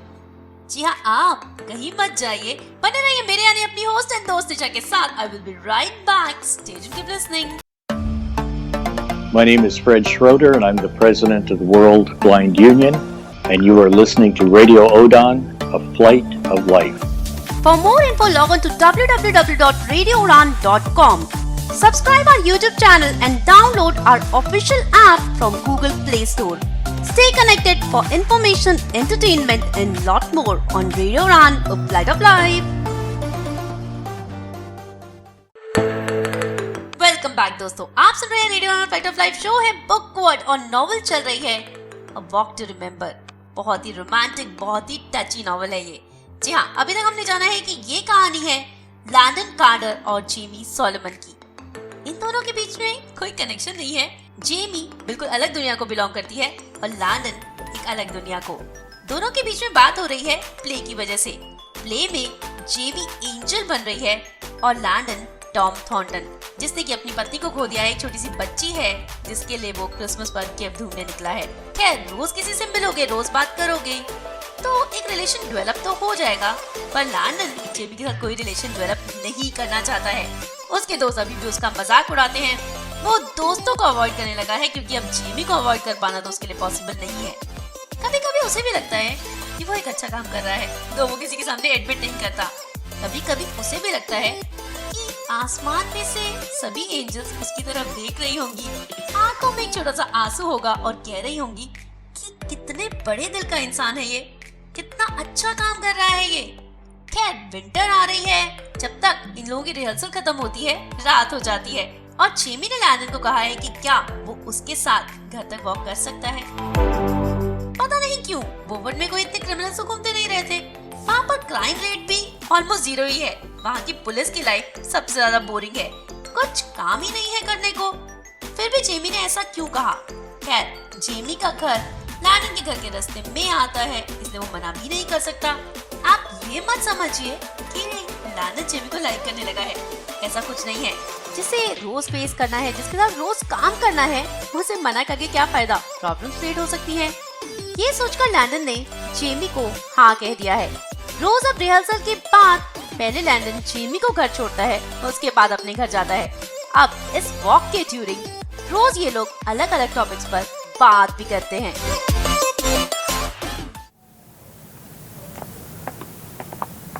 क्या ये सच है कि तुम और तुम्हारे फ्रेंड्स रात को कभी कभी ग्रेवयार्ड में जाते हैं? लैंडन हैरान हो गया जेमी के इस क्वेश्चन को सुन के। जेमी को कैसे पता? हाँ, जाते हैं। क्यों? तुम्हें वहाँ डर नहीं लगता? जेमी ने पूछा। डर? नहीं तो, मुझे तो नहीं लगता। क्यों, तुम्हें लगेगा? हाँ, हो सकता है। तुम पर वहाँ पर करते क्या हो पीनट्स खाने के अलावा? अच्छा, तो जेमी को ये भी पता है। ज्यादा कुछ नहीं, ऐसे ही बातें करते हैं, मस्ती करते हैं। किसी को हर्ट करना हमारा मोटिव नहीं है, लैंडन ने कहा। क्या तुमने कभी ऐसे बैठकर आवाजें सुनने की कोशिश की है? क्रिकेट्स की आवाजें, जब हवा चलती है तो पेड़ों के पत्तों की आवाजें, या फिर ऐसे ही चुपचाप लेटकर तारों को देखा है? लैंडन के लिए ये सारी चीजें बहुत अजीब थी। टीनेज के बच्चे क्या ये सब भी करते हैं? नहीं, मैंने तो ऐसा कभी नहीं किया। क्यों? लैंडन ने पूछा। पता नहीं, अगर मैं होती तो शायद ऐसा ही करती। लैंडन को लग रहा था कि इस कन्वर्सेशन को आगे बढ़ाने का कोई पॉइंट नहीं है, इसलिए इसके बाद कुछ मिनटों तक ये दोनों चुपचाप चलते रहे। तुम करती क्या हो? I mean, बाइबल पढ़ने के अलावा, लोगों की हेल्प करने के अलावा और ऑर्फनेज में जाने के अलावा? ये सब कुछ लैंडन के लिए बहुत रिडिकुलस तो था, पर जेमी यही तो करती है। नहीं, मैं और भी बहुत कुछ करती हूँ। मैं पढ़ाई भी करती हूँ, अपने पापा के साथ टाइम भी स्पेंड करती हूँ।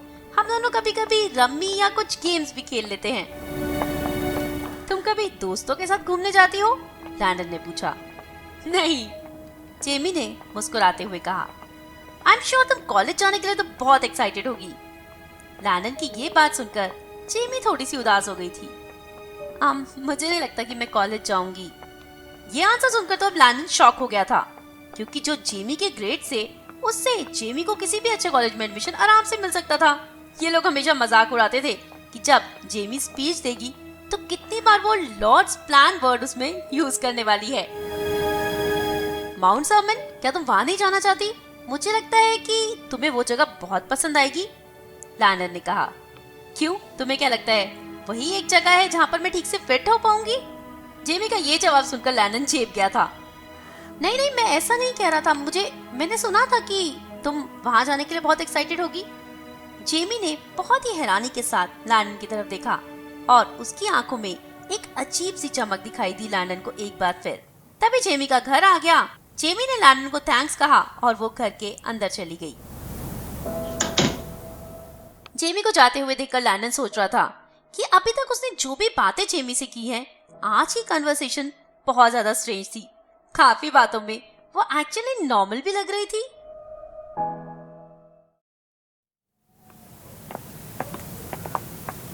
आज जेमी लैंडन से उसके फादर के बारे में पूछ रही थी। तुम्हारे फादर तुमसे दूर रहते हैं, तुम उन्हें मिस करते हो? हाँ, करता हूँ कभी कभी। मैं भी अपनी मॉम को बहुत मिस करती हूँ, जेमी ने कहा। लैंडन को रियलाइज हुआ कि इन दोनों के बीच में कुछ चीज तो कॉमन है। I mean, मेरे फादर दूर रहते हैं, कभी कभी आते हैं, बट एटलीस्ट आते तो हैं। तुम्हारे लिए कितना अजीब होगा ना, तुम्हारी मॉम कभी भी तुम्हारे पास नहीं आ सकती।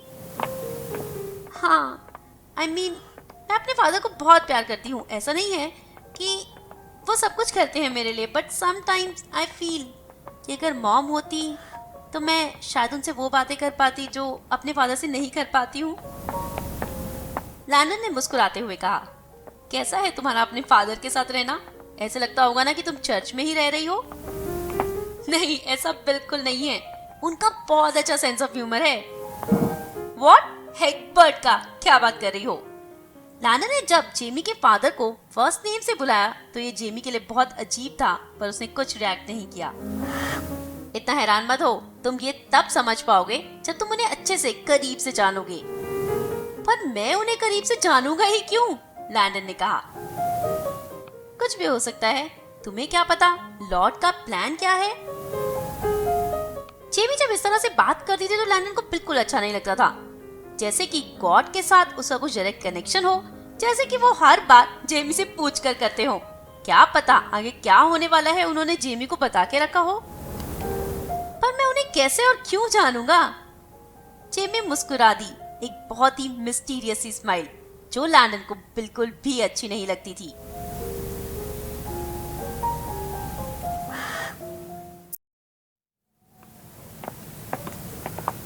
आज लैंडन ने जेमी से बाइबल के बारे में पूछा। तुम रोज अपने हाथ में बाइबल क्यों रखती हो? कुछ देर तक तो जेमी चलती रही। उसके बाद उसने जवाब दिया कि मेरी मॉम की है। ओ, आई एम सॉरी। नहीं, सॉरी की क्या बात है? तुम्हें कैसे पता हो सकता है?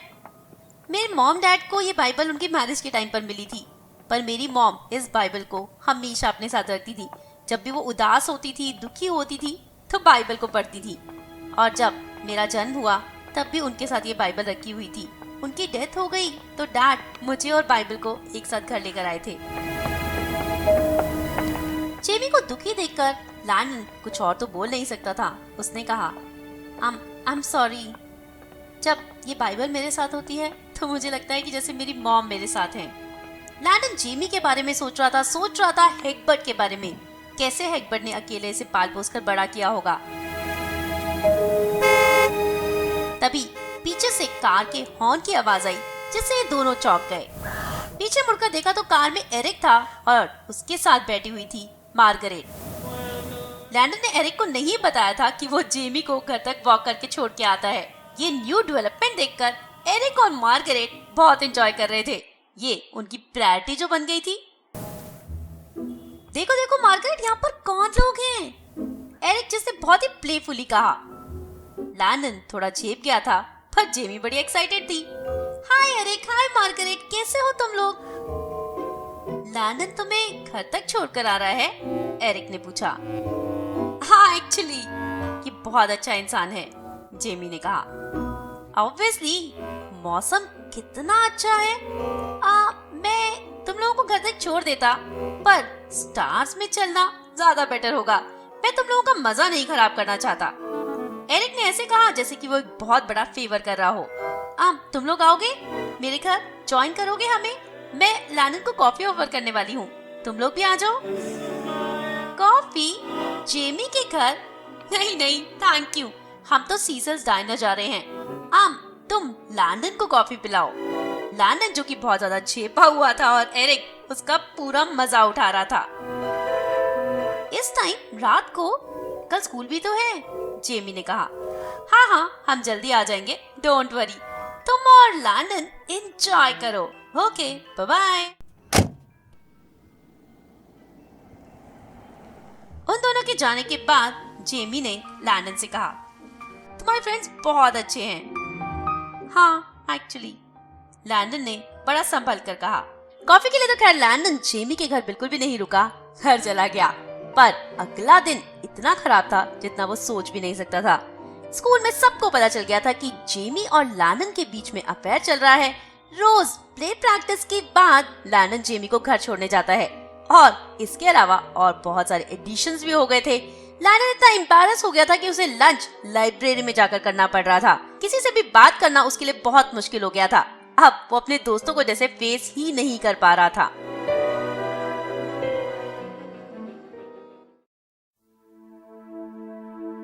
आज प्ले की प्रैक्टिस क्लास में ना होकर प्ले हाउस में होनी थी। वहाँ पर सारी चीजों को शिफ्ट करना था। अब ये काम लड़कों को ही करना था। लड़के थे सिर्फ 2। दूसरा लड़का एडी, जो कि बहुत ही वीक था और बहुत ही स्टूपिड भी। ज्यादातर काम लैंडन के ऊपर ही आ रहा था। पूरा दिन काम कर करके लैंडन थक गया था। खाना तक ठीक से नहीं खाया था। प्ले प्रैक्टिस के ड्यूरिंग उसे और भी ज्यादा गुस्सा आ रहा था और बिना सोचे समझे वो अपनी लाइंस बोल रहा था। मिस गाबर ने एक बार भी मार्वेलस नहीं कहा था, पर जेमी उन्हें अश्योर कर रही थी कि सब कुछ ठीक हो जाएगा। जब जेमी ने लैंडन से पूछा कि क्या वो उसके साथ घर तक जाएगा, तो लैंडन ने पहले मना कर दिया, क्योंकि प्ले हाउस से जेमी के घर पहले उसे छोड़ना फिर अपने घर जाना, उसे काफी ऑफ द वे भी जाना पड़ता और उसका मूड भी बिल्कुल खराब था। पर ये बातें सुन ली मिस गाबर ने और उन्होंने लैंडन से कहा कि उसे जेमी को घर छोड़कर आना चाहिए।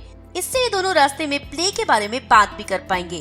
और क्योंकि वो वरिड थी कि आज लैंडन ने कुछ भी ठीक से परफॉर्म नहीं किया है, तो शायद ये लोग उस पर भी वर्क कर लें। अब लैंडन के पास कोई और ऑप्शन नहीं था, इसलिए वो जेमी को घर छोड़ने जा रहा था। उसका बात करने का तो आज कोई मूड नहीं था। जेब में हाथ डाले वो आगे आगे चल रहा था। आज तुम अच्छे मूड में नहीं हो ना? तुम प्ले के टाइम भी ठीक से बात नहीं कर रहे थे और तुम्हें सब कुछ पता है। मुझे लगता है मैं तुम्हारी मदद कर सकती हूँ। ओ प्लीज, मुझे तुम्हारी मदद की कोई जरूरत नहीं। एटलीस्ट बताओ तो हुआ क्या है? जेमी, जो बहुत चीयरफुल मूड में थी, ये देखकर लैंडन को और भी गुस्सा आ रहा था और अब उसके लिए गुस्से पर काबू पाना बहुत मुश्किल हो रहा था। लोग, आज मैंने पूरा दिन बहुत काम किया है। लंच के बाद मैंने कुछ खाया भी नहीं है। उसके बाद भी मैं तुम्हें घर छोड़ने जा रहा हूँ। एक्स्ट्रा 1 माइल चल रहा हूँ, जबकि तुम्हें भी पता है कि सबकी कोई जरूरत नहीं। पहली बार लैंडन ने जेमी के सामने अपनी आवाज इतनी ऊंची की थी। उसे अच्छा लग रहा था, उसे रिलीव लग रहा था। काफी टाइम से ये गुस्सा जो कि उसके अंदर बिल्ड हो रहा था, अब फाइनली ये निकल रहा था। जेमी बहुत ज्यादा सरप्राइज थी, इसलिए वो कुछ बोल ही नहीं पा रही थी और लैंडन ने कंटिन्यू किया, और ये सब कुछ मैं तुम्हारे फादर के लिए कर रहा हूँ, वो फादर जो मुझे पसंद ही नहीं करते। मैं ये सब कुछ क्यों कर रहा हूँ? मुझे लगता है कि मुझे ये सब कुछ करना ही नहीं चाहिए। मुझे शुरू में ही तुम्हें मना कर देना चाहिए था। तुम ये सब कुछ इसलिए कह रहे हो क्योंकि तुम प्ले के लिए बहुत नर्वस हो। जेमी की ये बात सुनकर तो लैंडन का गुस्सा 7वें आसमान पर पहुंच गया था। तुम्हें समझ नहीं आता? मैं प्ले के लिए नर्वस बिल्कुल भी नहीं हूँ। मैं तुम्हें घर छोड़ने नहीं जाना चाहता। मैं तुम्हारे साथ नहीं दिखना चाहता। नहीं चाहता कि मेरे दोस्त हमेशा मेरा मजाक उड़ाते रहें। तुम हमेशा एक्टिंग करती हो ना कि हम दोनों दोस्त हैं, पर ऐसा कुछ नहीं है। ये बात समझ लो, हम दोस्त बिल्कुल भी नहीं हैं और मैं चाहता हूँ कि जितनी जल्दी हो सके ये सब कुछ खत्म हो जाए और मैं अपनी पहले जैसी वो नॉर्मल लाइफ जी पाऊँ। जेमी ये सब कुछ सुनकर बहुत हर्ट हो गई थी, पर इसमें उसकी गलती भी क्या थी? जेमी ने अपना मुंह नीचे कर लिया। बस इतना ही कहा और कुछ देर तक वहीं खड़ी रही, जैसे वो रोने वाली है। पर वो रोई नहीं।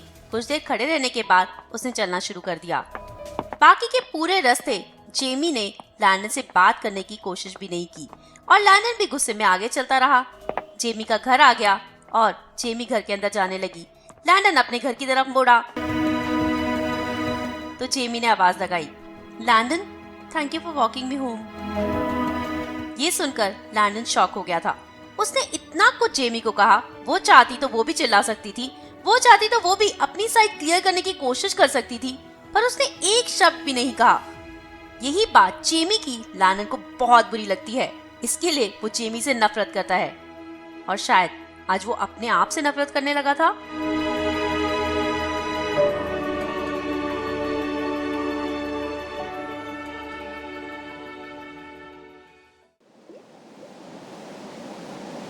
अगले दिन मौसम बहुत अच्छा था। आज प्ले का दिन था।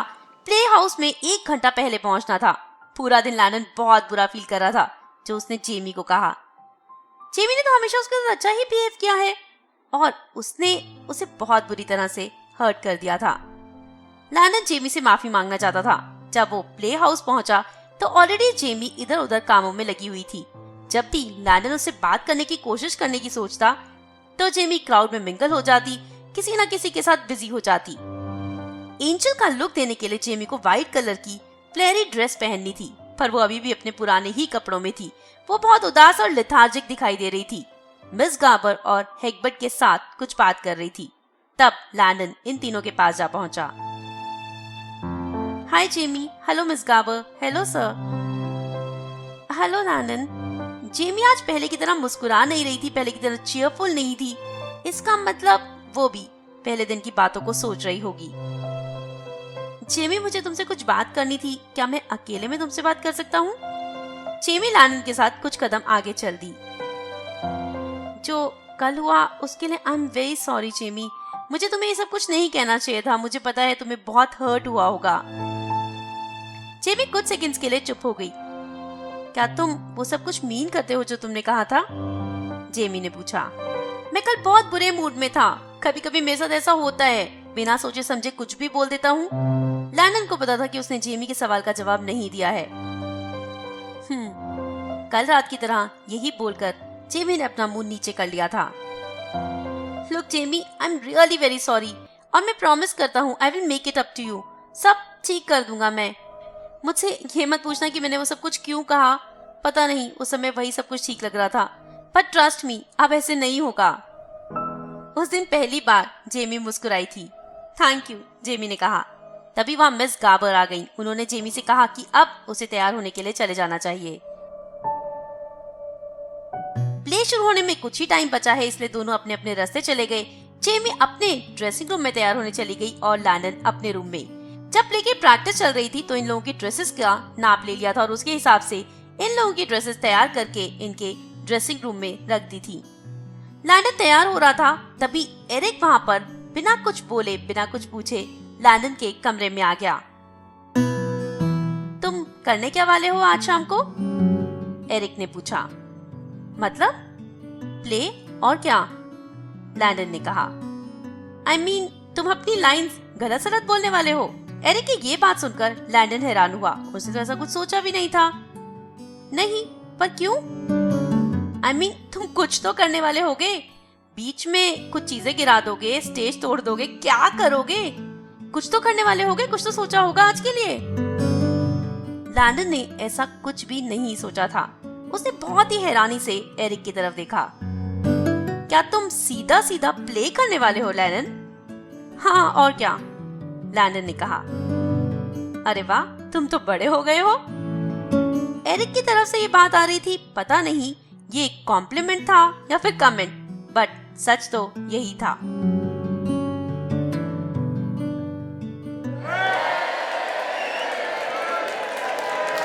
लैंडन को सारे डायलॉग्स याद थे, बहुत बार प्रैक्टिस कर चुका था, तो नर्वस होने की कोई बात नहीं थी। पर फिर भी जब आप सामने देखते हो इतनी ऑडियंस, तो आप थोड़ा नर्वस तो हो जाते हो। जी हाँ, प्ले हाउस पूरा जैम पैक था। बहुत सारे लोग खड़े भी हुए थे क्योंकि उन्हें सीटें नहीं मिल रही थी। जेमी इधर उधर कहीं भी दिखाई नहीं दे रही थी। खैर, पहले सीन्स में जेमी है भी नहीं। टॉम थॉर्नटन की बेटी का रोल सैली कर रही थी। थोड़ी हाइट में छोटी है, छोटी लगती है इसलिए। दोनों को अपनी अपनी लाइंस याद थी। दोनों ने लाइंस ठीक से डिलीवर कर दी। ना बहुत ऑसम, ना कुछ खराब। पहला सीन ठीक ठाक चला गया। उसके बाद दूसरे सीन की तैयारी कर रहे थे। जेमी अभी भी कहीं दिखाई नहीं दे रही थी। शायद उसकी ड्रेस नेट की है, इसलिए वो काम नहीं कर पाएगी। खैर, अभी भी रोल तो पहले लैंडन का ही था। लैंडन अपनी बेटी के लिए गिफ्ट ढूंढ रहा था, तभी अचानक से ऑडियंस में साइलेंस हो गई। जेमी शायद पीछे आ गई थी। लैंडन को पीछे मुड़ के देखना था और कहना था, यू आर ब्यूटीफुल। लैंडन के लिए ये लाइन कह पाना अभी तक बहुत मुश्किल हो रहा था। उसने बहुत सारी अलग लड़कियों को जेमी की जगह इमेजिन भी किया था, पर फिर भी ये लाइन वो ठीक से नहीं बोल पा रहा था। इस पर कभी भी आज तक मिसेस गाबर ने मार्वेलस भी नहीं कहा था। लैंडन पीछे मुड़ा और वो भूल गया कि उसे कुछ कहना भी था। जेमी के वो हनी ब्लॉन्ड बाल, जो कि हमेशा एक बन में रहते थे, आज खुले हुए थे। उन पर ग्लिटर लगा हुआ था, वो शाइन कर रहे थे। जेमी, जिसने कभी मेकअप नहीं किया, आज उसके फेस पर लाइट सा मेकअप था, जिससे उसके फीचर्स इनहैंस हो रहे थे। व्हाइट कलर की फ्लैरी ड्रेस। जेमी सच में एक एंजल लग रही थी। उसके चेहरे पर वो मुस्कान थी, वो मिस्टीरियस सी मुस्कान, जो उसे एक एंजल का लुक दे रही थी। You are beautiful.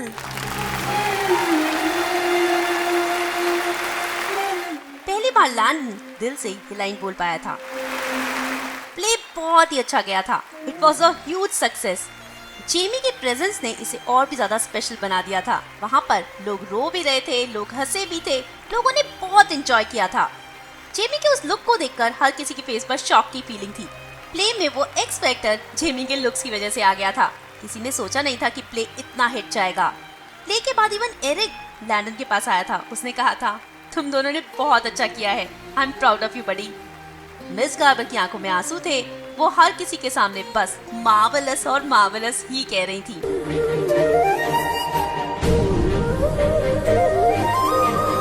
लैंडन ने देखा कि जेमी अपने फादर हेगबर्ट के साथ है। हेगबर्ट ने जेमी को हक कर लिया है। दोनों की आंखों में आंसू है और हेगबर्ट ने जेमी से कहा, you are my real angel, I am proud of you my baby, I am proud of you. Landon पीछे खड़ा खड़ा देख रहा था। उसकी भी आंख में एक छोटा सा आंसू आ गया था।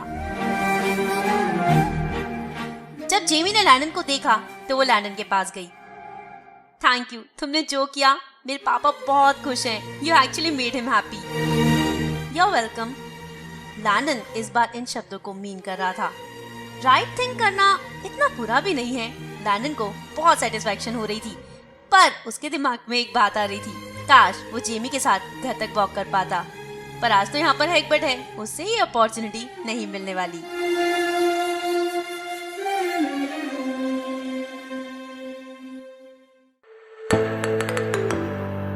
ये तो है, कुछ अच्छा करके आपको बहुत अच्छा फील होता है। लैंडन ने जो अभी तक किया उससे ये तो समझ में आता है कि लैंडन इतना बुरा इंसान भी नहीं। पर क्या वो जेमी के साथ अपने इस रिलेशन को कंटिन्यू करेगा? जेमी की आंखों में कभी कभी कुछ मिस्टीरियस दिखाई देता है, वो है क्या? और भी बहुत सारे सवाल आपके दिमाग में जरूर खड़े हो रहे होंगे और उन सब के जवाब जानने के लिए आपको एक और हफ्ते का इंतजार करना होगा। जी हाँ, next week same time same channel मैं इस नॉवल की कंटिन्यूएशन के साथ हाजिर हो जाऊंगी। तब तक हमेशा की तरह अपने प्यारे प्यारे फीडबैक मुझ तक पहुंचाते रहिए। आपको ये शो कैसा लगा जरूर बताइए। इस शो को आप YouTube पर भी सुन सकते हैं।